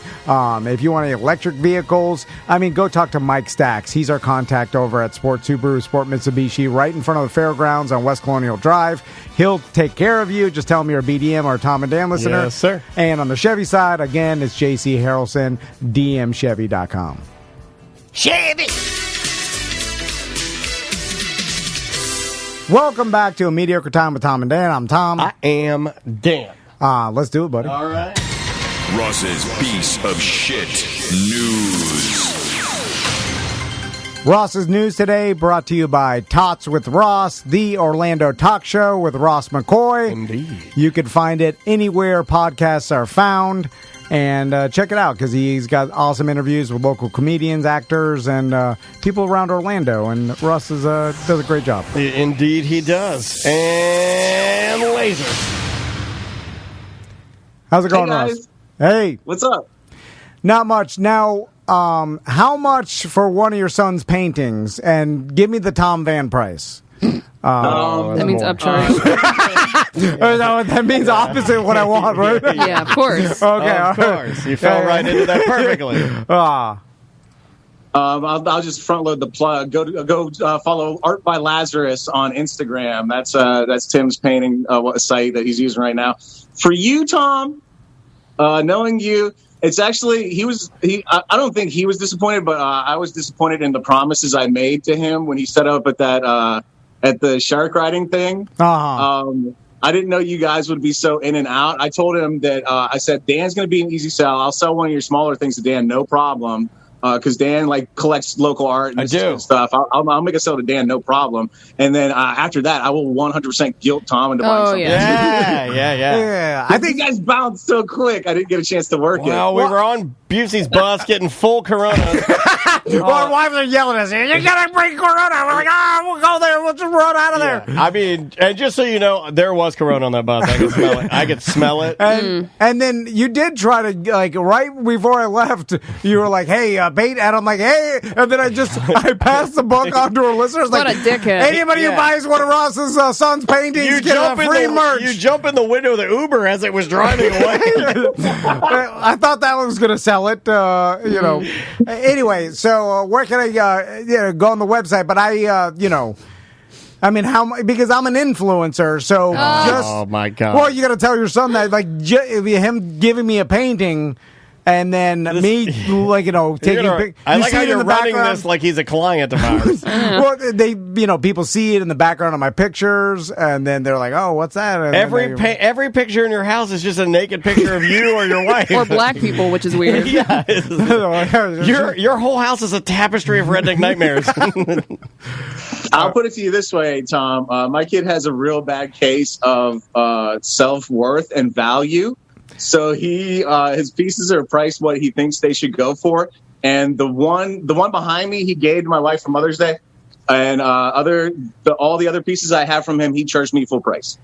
I like that. I support that. Stuck at your dad. Banksy over here. I like it. I'd be mad about that. I mean, like, no. like, Sorry. Hey, sorry. You should have. Dad gets it free. Yeah, right? you should go watch Bob Ross and learn yourself. Then you can either. I actually tried to work a scam where I tried to give him like part of my coin collection for like half off one of the paintings, and he would not have it at all. But my hat's off to you, Ross, for pulling the ultimate dad move, which is piecing out your coin collection. Yeah, barter with a coin collection. That's pretty awesome.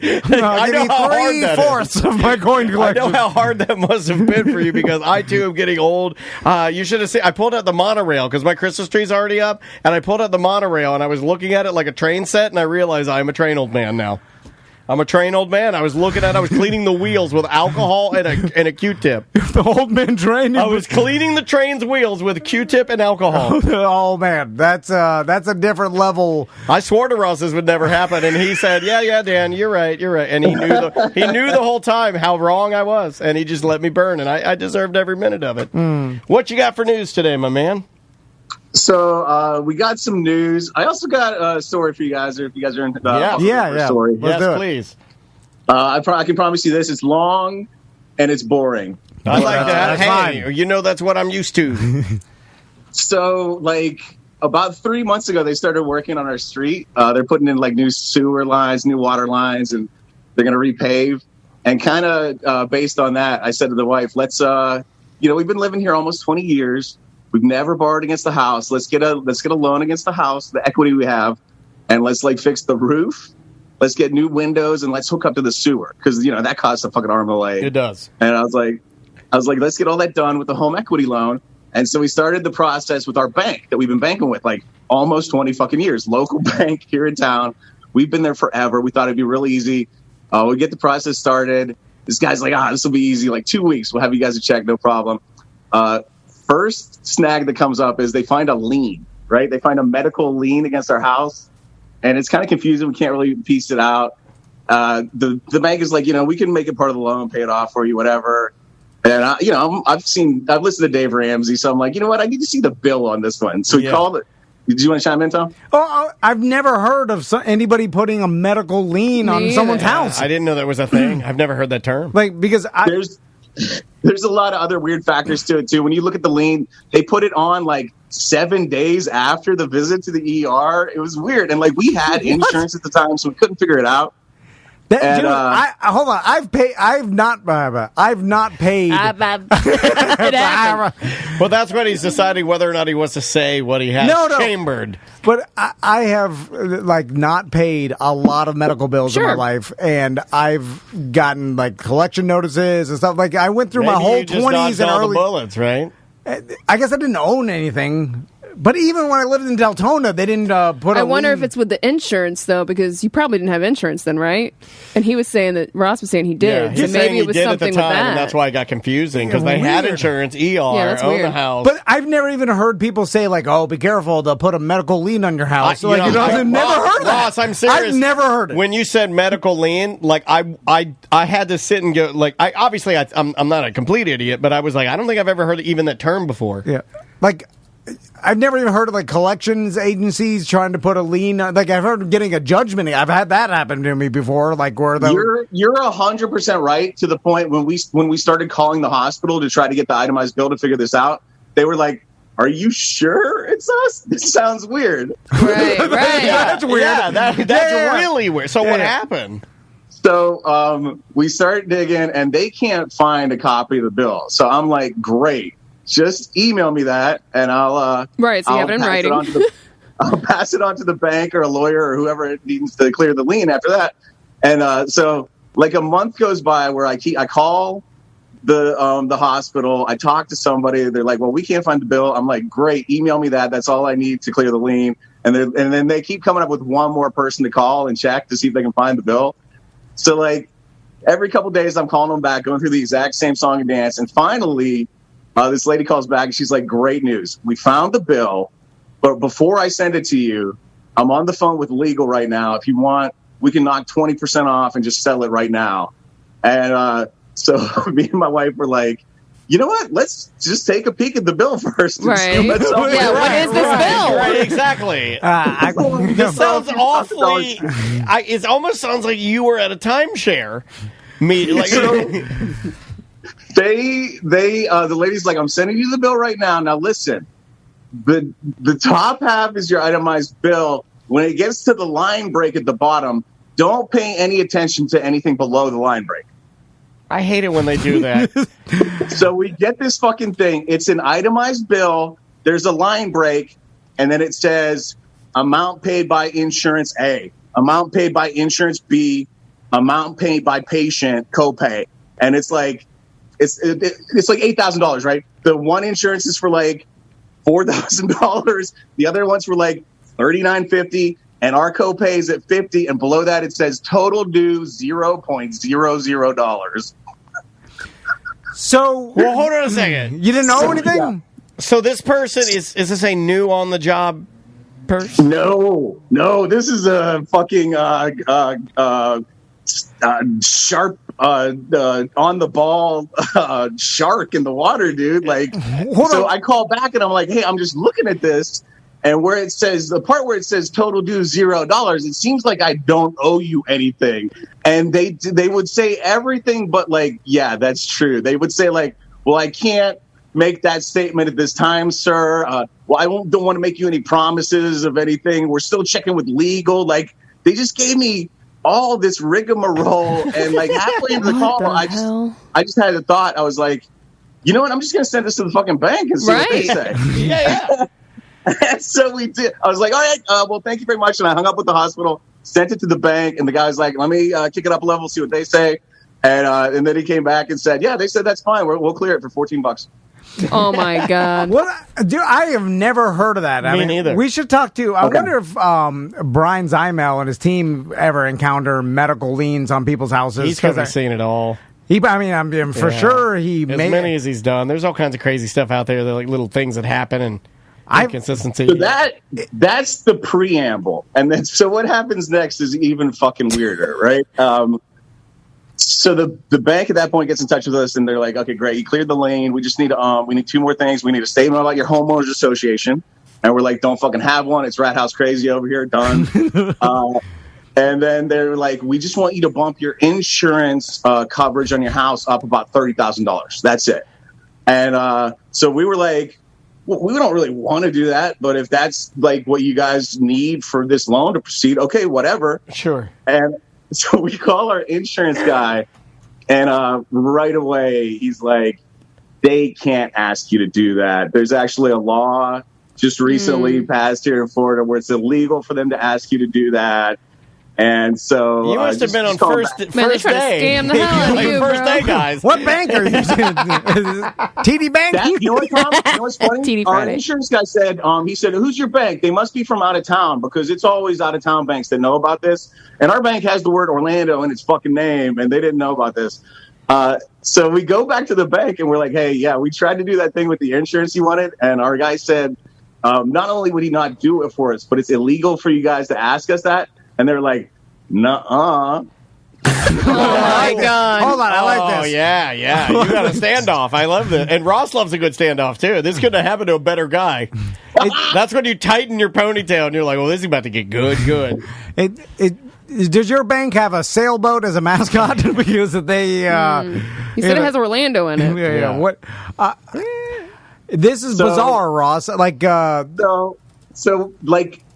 like if you thought the hospital could ghost you on the fucking phone, the bank will like ghost you, dude. So like this goes on for like a month or two, maybe even. Like it dragged on for a while where my insurance guy just kept saying that's illegal. I checked in with a bunch of people. It's 100% illegal. They can't. And the bank would they bumped us up one level, but that person again was just like, no, we have lawyers. We don't do anything illegal. That was their answer. They kept saying, no, sir, you're wrong because we don't do anything illegal. And I was like, well, maybe you guys, this is new. You don't know. We kept asking. And finally, like this week, I got a real bug up on my ass about it.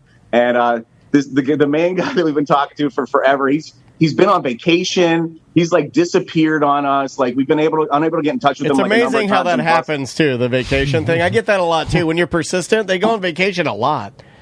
And the last kind of straw for me was like Monday when I was trying to get in touch with him. Like he had promised us like 2 weeks ago he was going to get our insurance agent on the phone, him and VP at the bank, and have them talk together and just settle this one way or the other. And it hadn't happened. So I called back and I was asking. I was like, "Listen," and I'm going to make up a name. I was like, "I got to talk to Alex. He's been ghosting me. We got to get this loan done." And so everybody's like, and he's been on vacation. I gave him the full rundown, and this is how mad I was. They came back with, right now, I can tell you, sir, Alex is taking a personal emergency leave. Somebody died in his family. Oh, you got that one. And I said, I don't care. Right. Don't care. I don't care what's going on in Alex's life, really. Get me somebody who can settle this. And I don't know if that was like their clue that I was fucking serious this time or what, but it set the tone for everything to follow. And so basically, I escalated up to a VP of the bank. I got his number and email, and I was setting up like a phone call with him and my insurance guy, who was still insisting that this is all illegal. And we had a couple emails where like they directly in writing asked for a few of the like my insurance guy emailed him and said, actions A, B, and C that you're asking for are illegal. And one of them like replied and said, "Hey, yeah, go ahead, do action A for us if you don't mind." So like shit like that we had in print, and my insurance guy was recommending this. He's like, "Hey, there's nothing more I can do. What I'm recommending is you go to the state's attorneys about this." Oh my god! And we told the bank that, and they're like, "We really don't care if you do. Go ahead, have fun with that." And so I escalate up to a VP. I got a VP going, and like instead of a phone call, I'm like, let me just get these guys together on email. Like everybody has email, and that seems way easier. So I got my insurance guy, I got the VP, I got these other mid-level managers we've been dealing with, my wife. We're all in an email chain together. And it starts with my insurance guy asking, like, what's the raise and increase about that you're asking for? And the bank replies, well, we just want it so that they can pay us off first if the house gets totaled or something. And my insurance guy goes, well, bingo, you're not allowed to do that. Let me explain to you why. And he kind of broke it down. And then at some point, they're old men. So, like, somebody lost the CC and just replied. And we didn't see the last emails that came out. So, like, didn't do reply all. Yeah, that's called the Tony. My insurance calls me, right? And this is like after a whole long day of like going through all this with all of them. And he's like, hey, listen, I don't know if you saw that last email, but I emailed him back. I like really outlined how what they're doing is illegal, and they can't do this to you in pursuit of a loan. They can't make it like the terms of like you getting a loan. Basically. Correct. And so I was like, all right, thanks, George. You've done all you can do. I totally understand. And he's like, listen, go to the state's attorneys about this. That's your like last recourse. I was like, okay. So I went to my wife and I was like, hey, listen, we got this VP guy said he's available after 3. Let's call this guy. Let's see what he says. If he says again, we went to the lawyers, we reviewed George's emails, and we cannot write you this loan without you increasing the insurance. We let him know that A, we're done pursuing a loan with them. B, at our earliest convenience, we're going to withdraw all our monies. We're done banking with them too, because if this is how they bank, we don't want to bank with them. And then my wife was like, oh my God, she was red hot, Dan. You could have put a T on her fucking forehead. Yeah. She was like, and we're going to the state's attorneys about it. And we're going to the fucking state's attorney about it. Like, I was like, no, I don't want to waste the time. She was like, I will take vacation. I will go to Tallahassee. Hell I'll do whatever. Yeah, you made her mad. So, like, we called this guy. We had the cover off of the red button. It was sitting there. We were ready to fucking nuke. We called the guy, and he's like, oh, hey guys, how's it going? Yep, I just got an email back from one up the chain from me, and we're gonna go ahead and write the loan. How long did this take you to get this loan? Damn. 3.5 months. Oh. Yeah, I mean, I know you like some people want to use their own bank, like Streamline. That's why people really, sing the praises of Streamline, because they make it super easy, and Banks are weirdos. And a lot of times, the bigger the institution, the more red tape and shit that.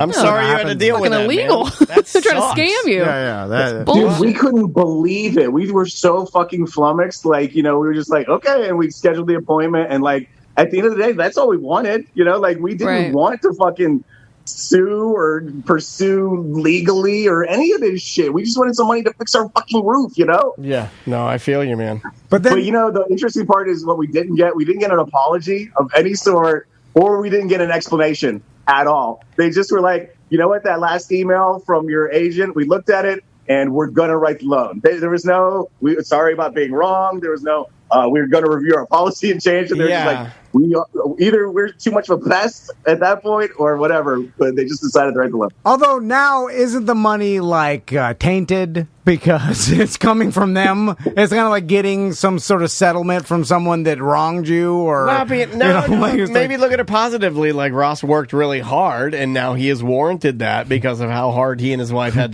to work to get the loan. And all money is tainted, Tom. All money is just fucking dirty as hell. Here's my thing. I want to go in. I think we're signing tomorrow, and we got to go to the bank, and like pretty much everybody I've talked to on the phone is going to be in the room together, and I want to sign the papers. I want my wife to like look at the app and confirm the deposit, and then I just want to start asking uncomfortable questions. Ooh. Make them sit there for a long time. Sign everything and then say, we needed this, but we're still going to the state attorney. Right? Yeah, still snitch you can still do it, technically. They're going to do it to the next sucker. Yeah, they're going to do it to somebody else, and you just want to make sure that nobody else has to get through that again. I do feel like no one cares, even the state attorney and all, everybody's just like, it's like when you try to say or complain. That's what I said. Yeah, no one cares about anything. You go to the state attorney, they're going to be like, all right, file this report. You spend an hour filling in a report. They're like, we'll investigate. They just go, just like no one cares. No one cares. And then blow the lid off this shim sham. Nobody cares. You determine the bank did something wrong. What do you think the punishment is? Like a $500 fine, a $5,000 fine, a $50,000 fine? They don't give a fuck. No, it doesn't matter. It doesn't matter to them. They don't. They got all the money. Unlimited money. 100%. Not like they're printing it. Yeah, of course, it's the exact opposite. Need money for roof repair, and then they have all of it. Bullshit. So, no, I want to start slow. I want to start with now that we have the money, were you guys breaking the law when you asked all those questions? I like that. We have where you asked for the RCE. Is that do we technically have proof in writing that you were breaking the law now that you guys have reviewed it? I just want to ask shit like that. Yeah. That's good stuff. Also, I often encounter in my life where I tell a story and then another person's like, well, they can't do that. That's against the law. I'm like, well, they did do it. And no one cares. And they don't care and the cops don't care. The law doesn't care. I don't care. You don't care. No one cares. So, that's the reality of it. Jay Cutler. It's a big Jay Cutler. You and Ross are exactly right. No one gives a fuck. The number of stories that my friends, I'll just throw everybody included in this chat. I see it on Facebook all the time. They're like, they can't do that. Especially with jobs, someone complained about something, they can't do that. Legally, they can't do that. That's against the law. You can sue them. And well, guess what? Technically, it's a pain in the fucking ass to sue anybody. You know how much money it takes? Money, time. And who's got the time for this shit? No. And you got to find a lawyer. Lawyers take if you get hit by a Walmart truck because it's a fucking payday. They don't take deals where you get sexually harassed or someone, a bank is like, we need toxic work environment. Get the fuck out of here. Yeah, you're trying to get a loan. They're trying to do something illegal. Lawyers there's there's no money. Walmart? Did Walmart hit you? No. All right, I'm out. No one gives a fuck. Well, I'm sorry, man. That sucks. That's a good story. So I thought that was a good story because I had a happy ending. Good luck. I'm glad you guys liked it. I'll text you an update as to whether we get the money or not. Please tomorrow. do. All right, let's jump into the news. I found out about this news story yesterday.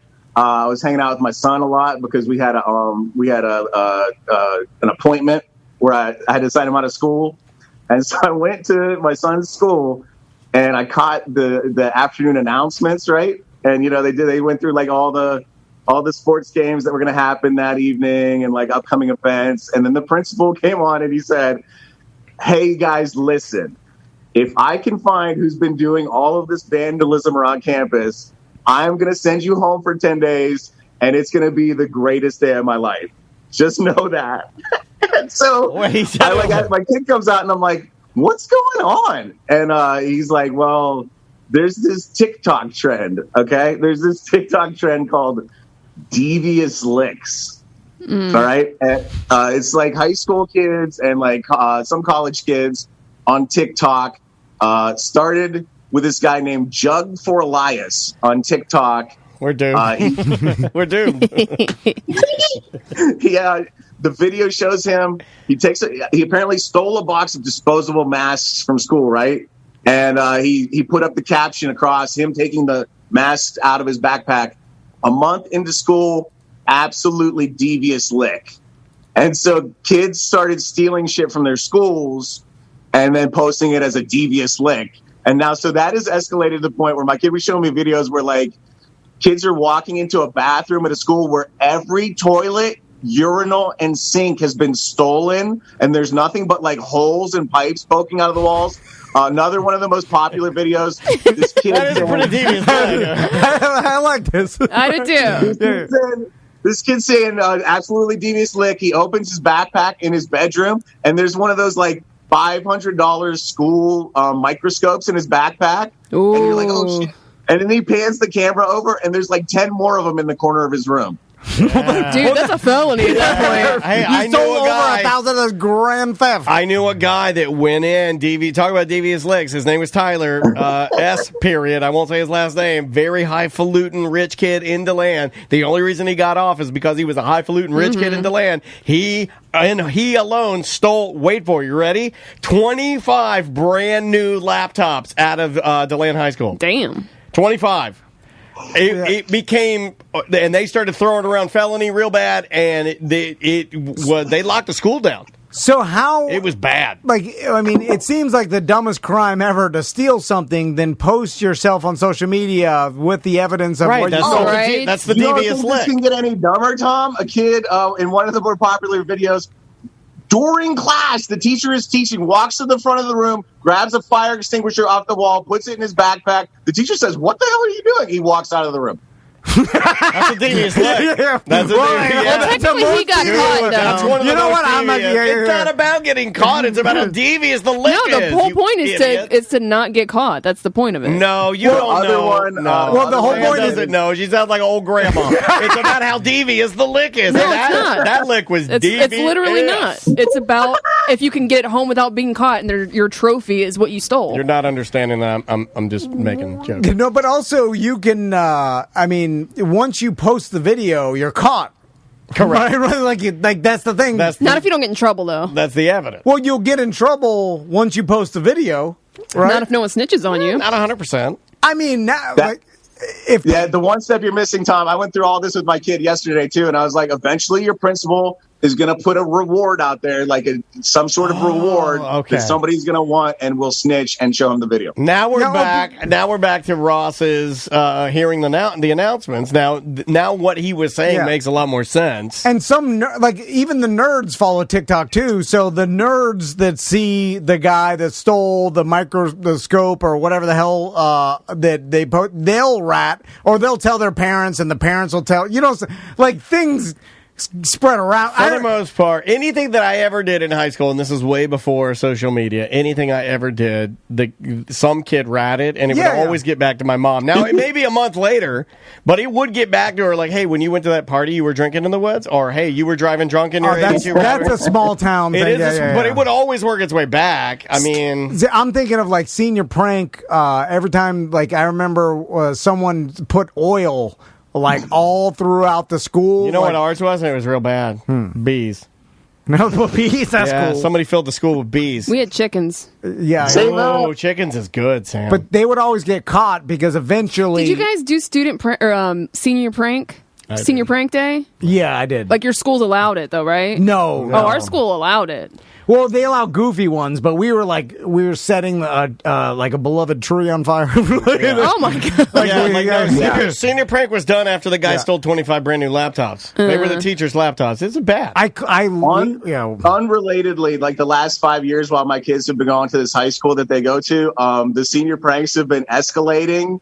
And to the point where, like, the last 2 years, police involvement has been necessary. Yeah, it happened 2 years in a row at DeLand High where the police got involved. They got involved for the bees, because that could kill somebody if you're just... for sure. I mean, if you're just thinking about it. But the bees! Look, when I first heard it, I'm just being honest with you. I was like, bees, that's brilliant. And then until I'm, anaphylactic shock, not a good... Chickens, better than bees. Chickens is better. Is it possible someone just said Candyman 3 times in a school mirror?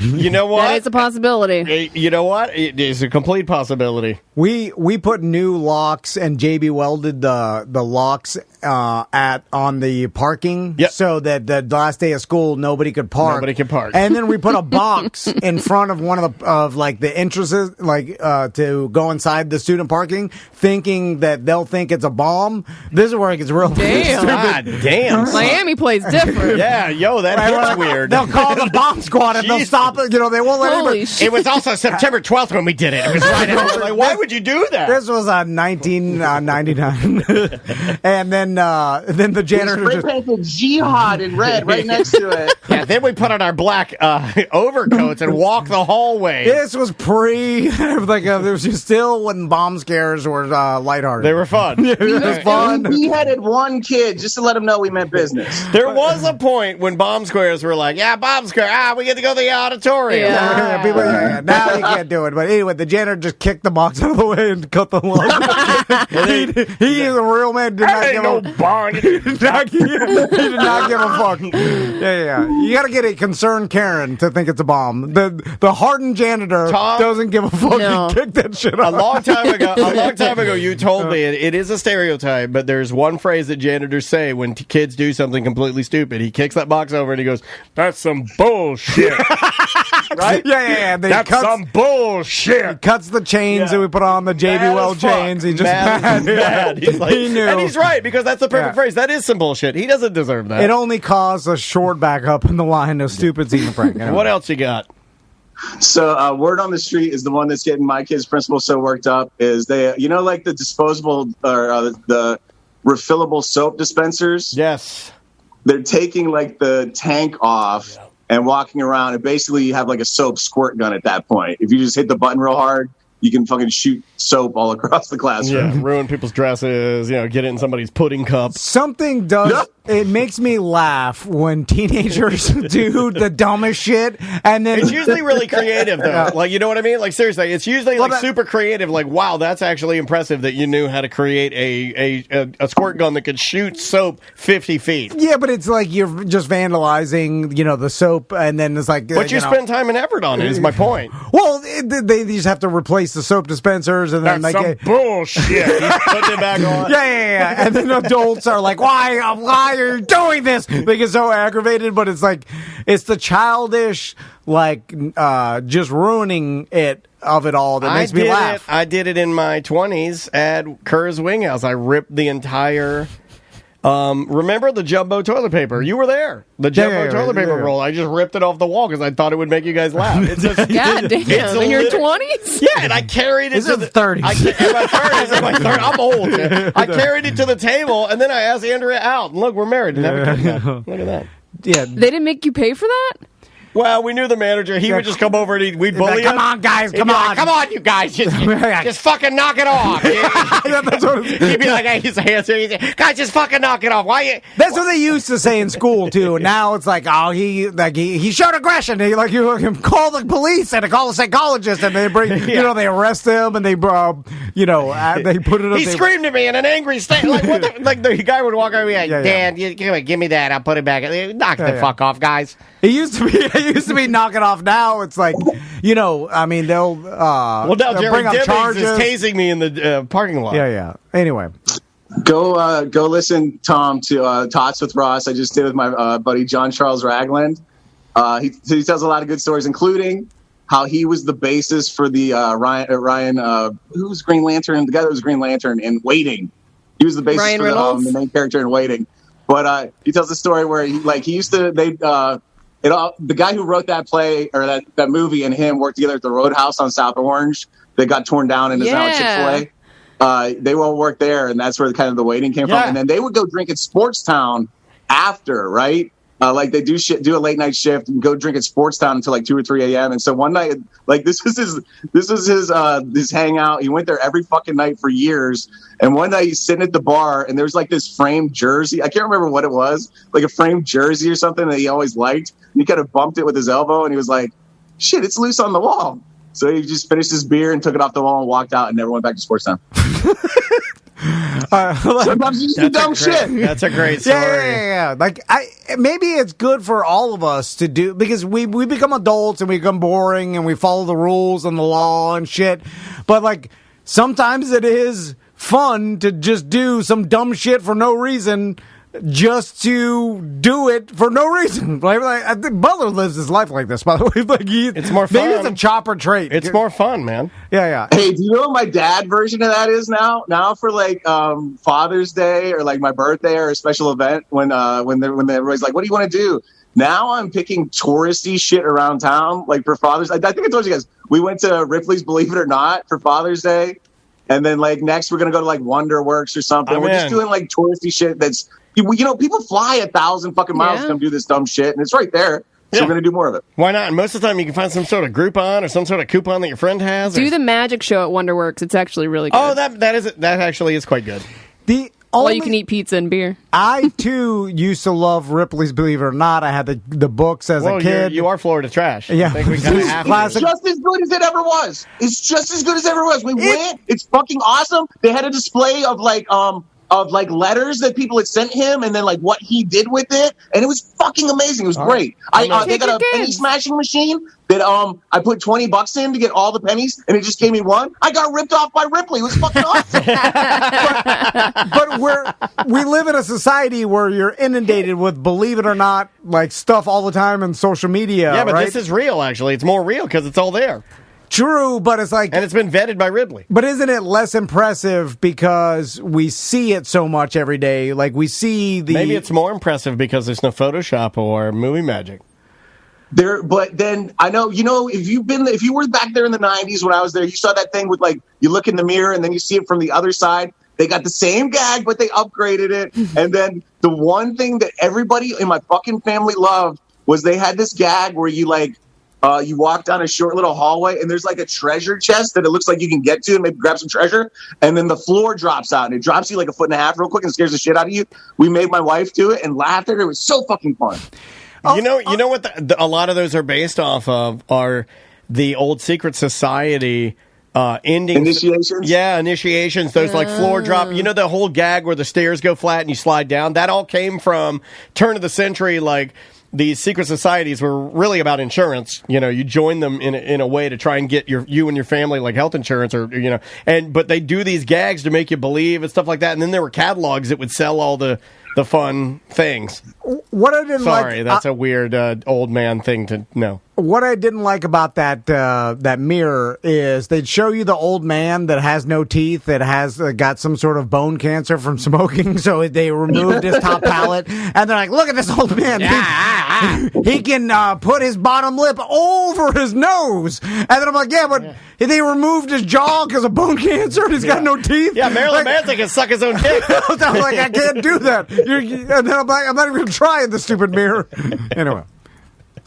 Now, I will say Ripley's gift shop, subpar.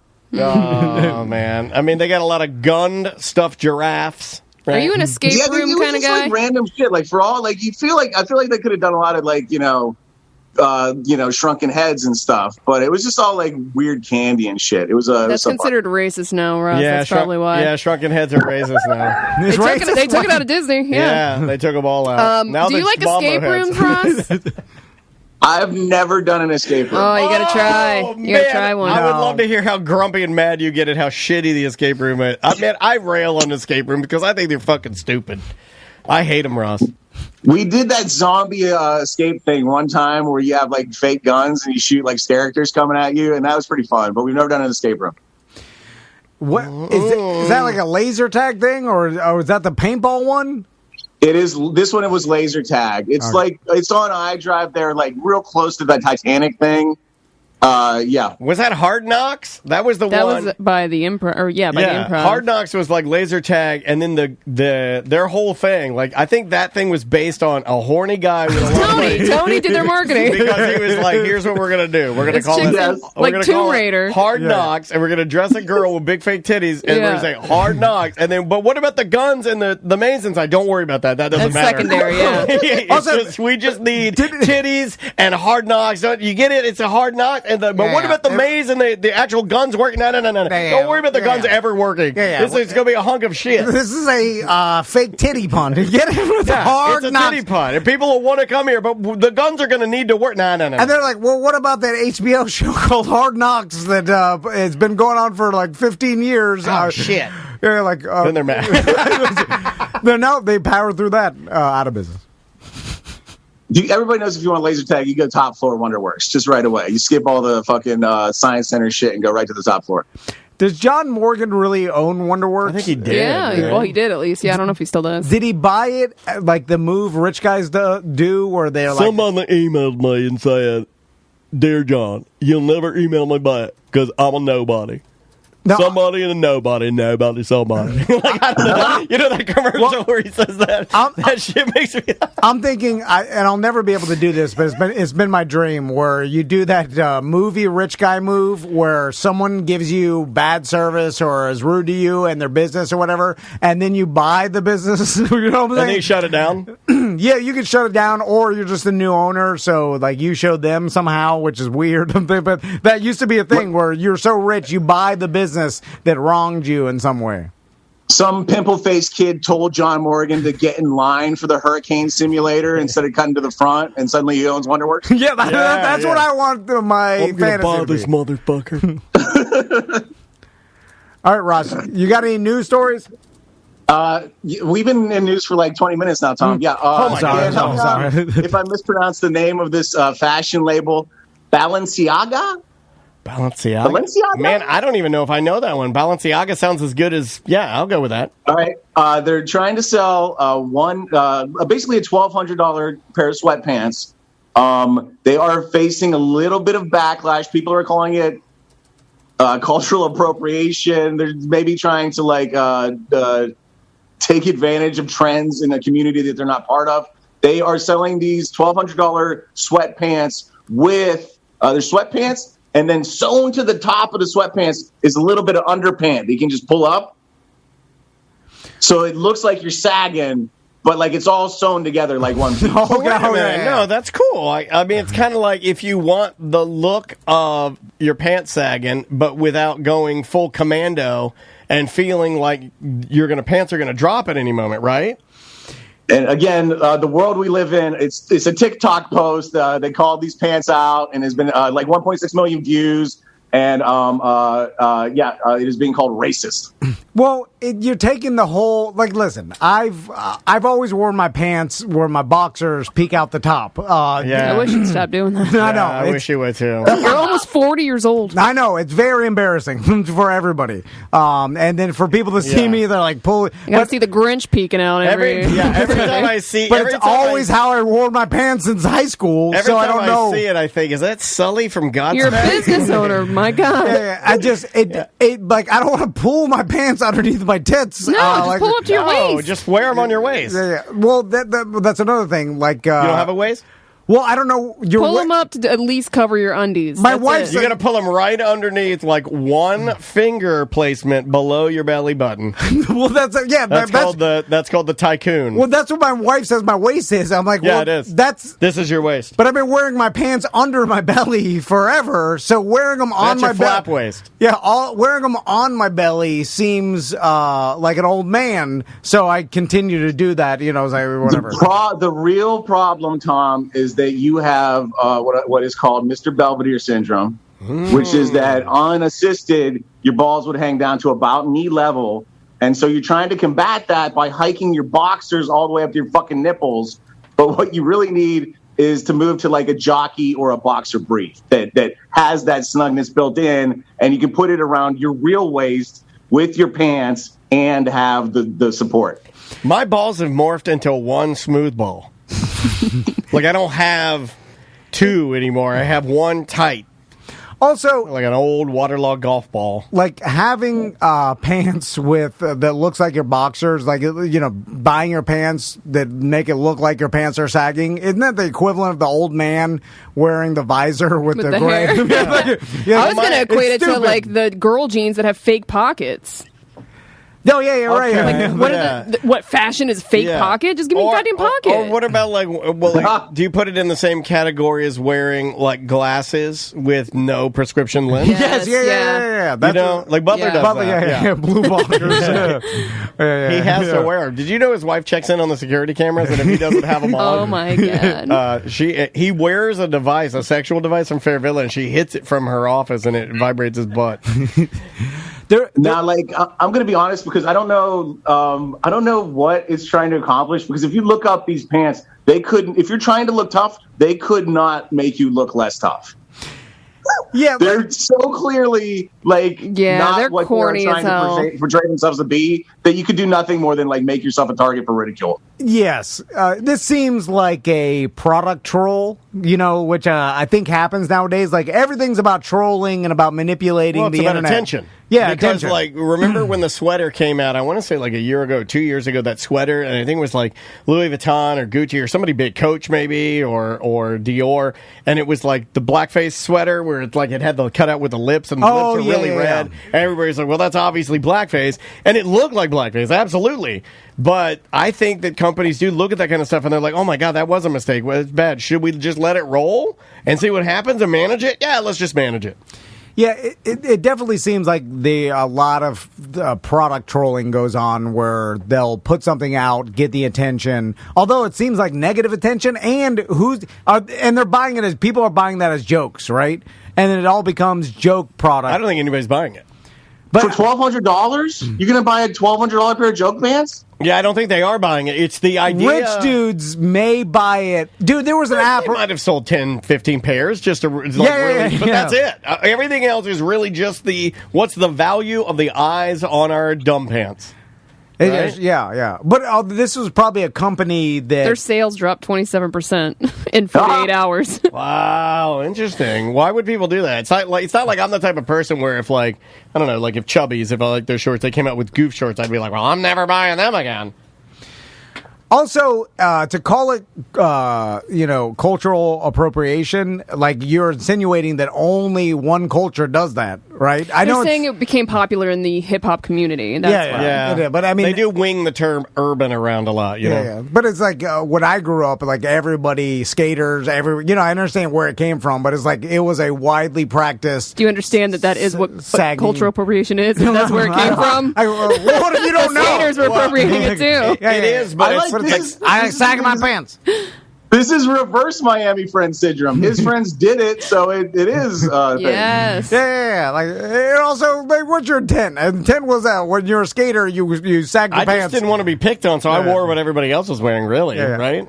And also, who, does anybody care? No one cares. Apparently people do. No, but I'm saying this about these pants. Does anybody actually care, or is it fake outrage? That's what I think. Also a bunch of Karen, white, middle-aged women getting mad at it. I don't even think I'm seeing a lot of black people commenting on it. But I don't think... Well, commenting is... Everybody comments on everything. Well, so say that they're offended is what I'm saying. So then they do care. Yeah. Nah, no one Okay. No one really cares that some company came out with pants with your boxer sewn in so it looks like it's that. No one really cares. I can't believe that someone is like, oh my God. I have a tendency to believe you. It would be hard for me to think that in the way the world sits right now that I think you'll say that. I think you can say, yeah, I hate this or this offends me. Say that on the internet. Yeah, that's a little different. What else you got, man? All right, let's close up with maybe... the most Florida story I've ever brought you guys, and I'm just doing this one to steal it from EJ. All right. This is Miami. I guess it was Saturday. Miami's playing Appalachian State. In the stands, a cat. There's a cat in the stands. Somehow got into the stands. It got caught on the facade of the upper deck, and it was it was basically for an amount of time reenacting the hang in there poster, just fucking hanging by its cute little paws, over the lower level. And so the thing eventually did fall. It was caught by fans in an American flag. Yeah, I saw that. Yep. I saw that. And I wonder if they know that the story I have is the people that caught it, no injury. The cat's fine. The cat got kicked out. The people were fine. They spilled their drinks, and they got sprayed by the cat. It also scratched the shit out of them. Like you could see in the video that it's going crazy because it's terrified. But this got me thinking. There's been a long line of animals that have gotten onto either fields of play or whatever, and then the crowd, like this has happened with dogs and cats and birds and other animals where and I remember specifically, I think a cat or a dog got on the field and was like running towards the end zone, and that caused the whole crowd to go crazy as if it was a player, for a bit, right? And it would stop, and then people would start cheering, and of course when it crossed the end zone, the entire stadium erupts. And it's this has been a thing, cheering for animals and sporting events for a long time, right? I mean, you had a little bit of this in your blood. I mean, I remember, and not a diss at all, but I remember when that Frisbee dog got spooked. No, seriously, at the Predators game, when he got spooked, the crowd went crazy when he took a shit on the field. Are you crazy? Yeah. When that thing started diarrheaing on the field, that might have been the loudest night of the Predators. Let's use the Predators meter to see the decibel level. Oh my God, this dog is shit crazy, Mo. It's pandemonium. It certainly wasn't the football making people cheer. Still my all-time favorite. I know we've talked about it on this show, and Ross was probably here when we talked about it years ago, was the soccer player that there was an injured bird of some sort, like an owl or something, right? Remember this one? Didn't he eat it or something? Oh, yeah. He ate it. It was on the field, and it had fallen out. It was like his wing was messed up or something. And culturally, I don't think in South America that you get the owl, you wrap it in a South American flag, you hand it to the referee. You yeet it off the field and you continue playing because you know why? Because football is life. Yeah, he walked over there and he just kicked it as hard as he can off the field. He was just trying to, hey, there's trash on the field. I need to get it off. I still argued, and I've thought about this for a while, and I think I finally came up with the best argument for him kicking the owl. Is that if that owl was injured and he looked really injured, having a professional put him out of his misery by kicking the S out of him, I'm totally okay with that. It's almost like euthanasia, right? At that point, it was merciful. You're putting out of his misery. Yeah. I still like Randy Johnson somehow hitting that bird mid-pitch way better because that thing just disintegrated. There was exploded. Nothing left of that bird after it got in the way of his fucking fastball. Well, Ross, we thought that this cat falling and then at the game and then being wrapped in the American flag, and then of course Sam's somebody will adopt it.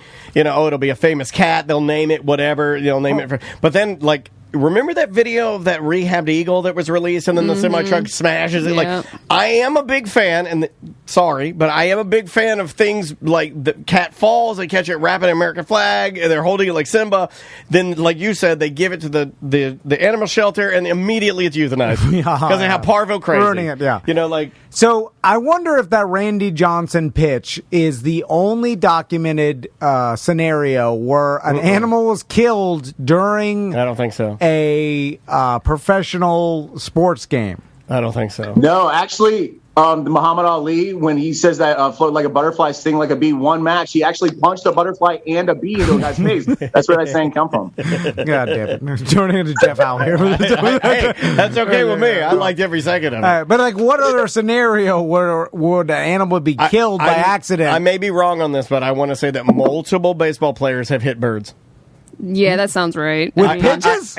I may be wrong on this. Or a pop fly goes into the air and hits one that's flying across or something. You know what I mean? I want to say that I've seen multiple pitchers. Randy Johnson's the most famous because it's grotesque. I think that's the only... Randy Johnson's the only... I'm going by statistics. I'm saying that's the only time it's happened. Okay, I think multiple people have done it, because maybe. That's got to be 1 in 10 million chance that a bird would fly in between a pitch and you'd hit it. I'm sure birds have flown in between pitches before, but the chance of you hitting it... It's not like airline engines and birds. There's a lot of... No, yeah. I mean, there's, 10,000 planes that go off a week because birds are going to... You know what? I want to say that during the great rivalries of Lakers, Celtics, Bird, Irving Johnson, Larry Bird, that a baby squirrel wandered onto the court and got under one of the dribbles. No way. I made that up. I don't know. But I mean, pre-TV New York, Babe Ruth 100% smushed a rat head with a baseball bat and then went and dinged a home around. Yeah, 100%. That's true. That's absolutely true. But that's not during. I'm talking about during a game. Like you can only count. Like I'll give a prize out to anybody who could find another animal. I like this that has been killed. It's the Great Animal Cruelty Prize giveaway. Well, that owl died accidentally. Killed in that soccer game, but that's him intentionally kicking it, and that's a little different than I'm saying by accident. Like horse racing, no horse racing because they break the legs and have to be put down. That doesn't count. Yeah, dog racing, that's all off the table. I'm saying NBA, baseball, hockey, the big four. Maybe hockey. I hate when an NBA player when breaks it's his leg, inside though. That's gonna lessen the chances for sure. Not necessarily because there's animals there, like those big arenas. There's tons of animals that live in that shit, right? Like there's rats and a bunch of. I killed rats myself at the old like Citrus Bowl. And maybe at like a hockey game, people throw shit on the ice. Squids, dead squids, throwing. What about live squid? I'm sure one live squid. Yeah. Well, I thought it was like you put it in your pocket. It's holding on for dear life. It's still kind of puffing and huffing. You get double the prize if you can find somebody at the Olympics who spears a bird before doing the high jump with that fucking. Wait a minute, the doves. Ross got one with Ross. The Olympics. Remember they released the doves and they flew into the Olympic torch and they're all burning alive. I believe that's a thing.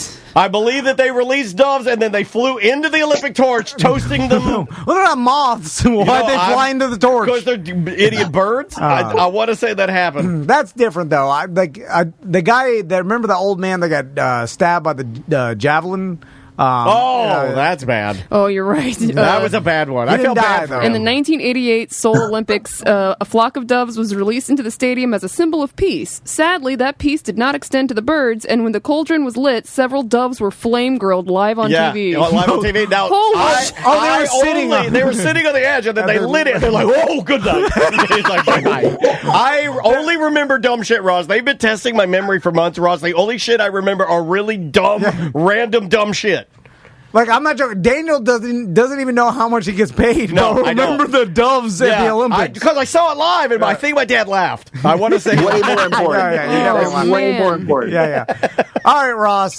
Thanks for the news today. Are you going to be anywhere coming up? This episode's not going to air till the 24th.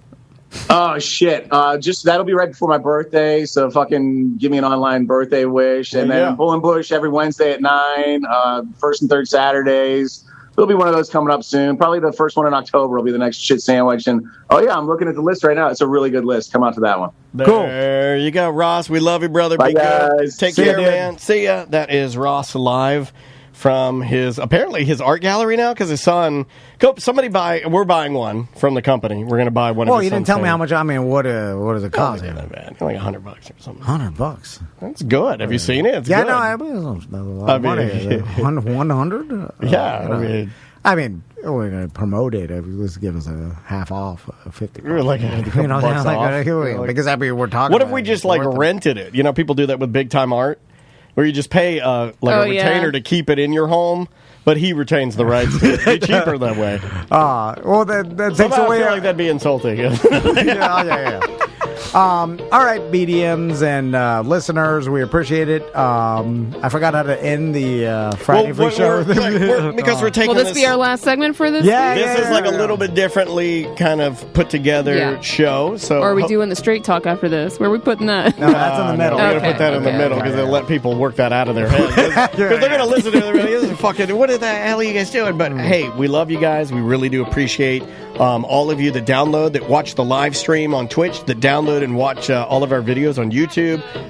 We really appreciate word of mouth, you just telling people about the show.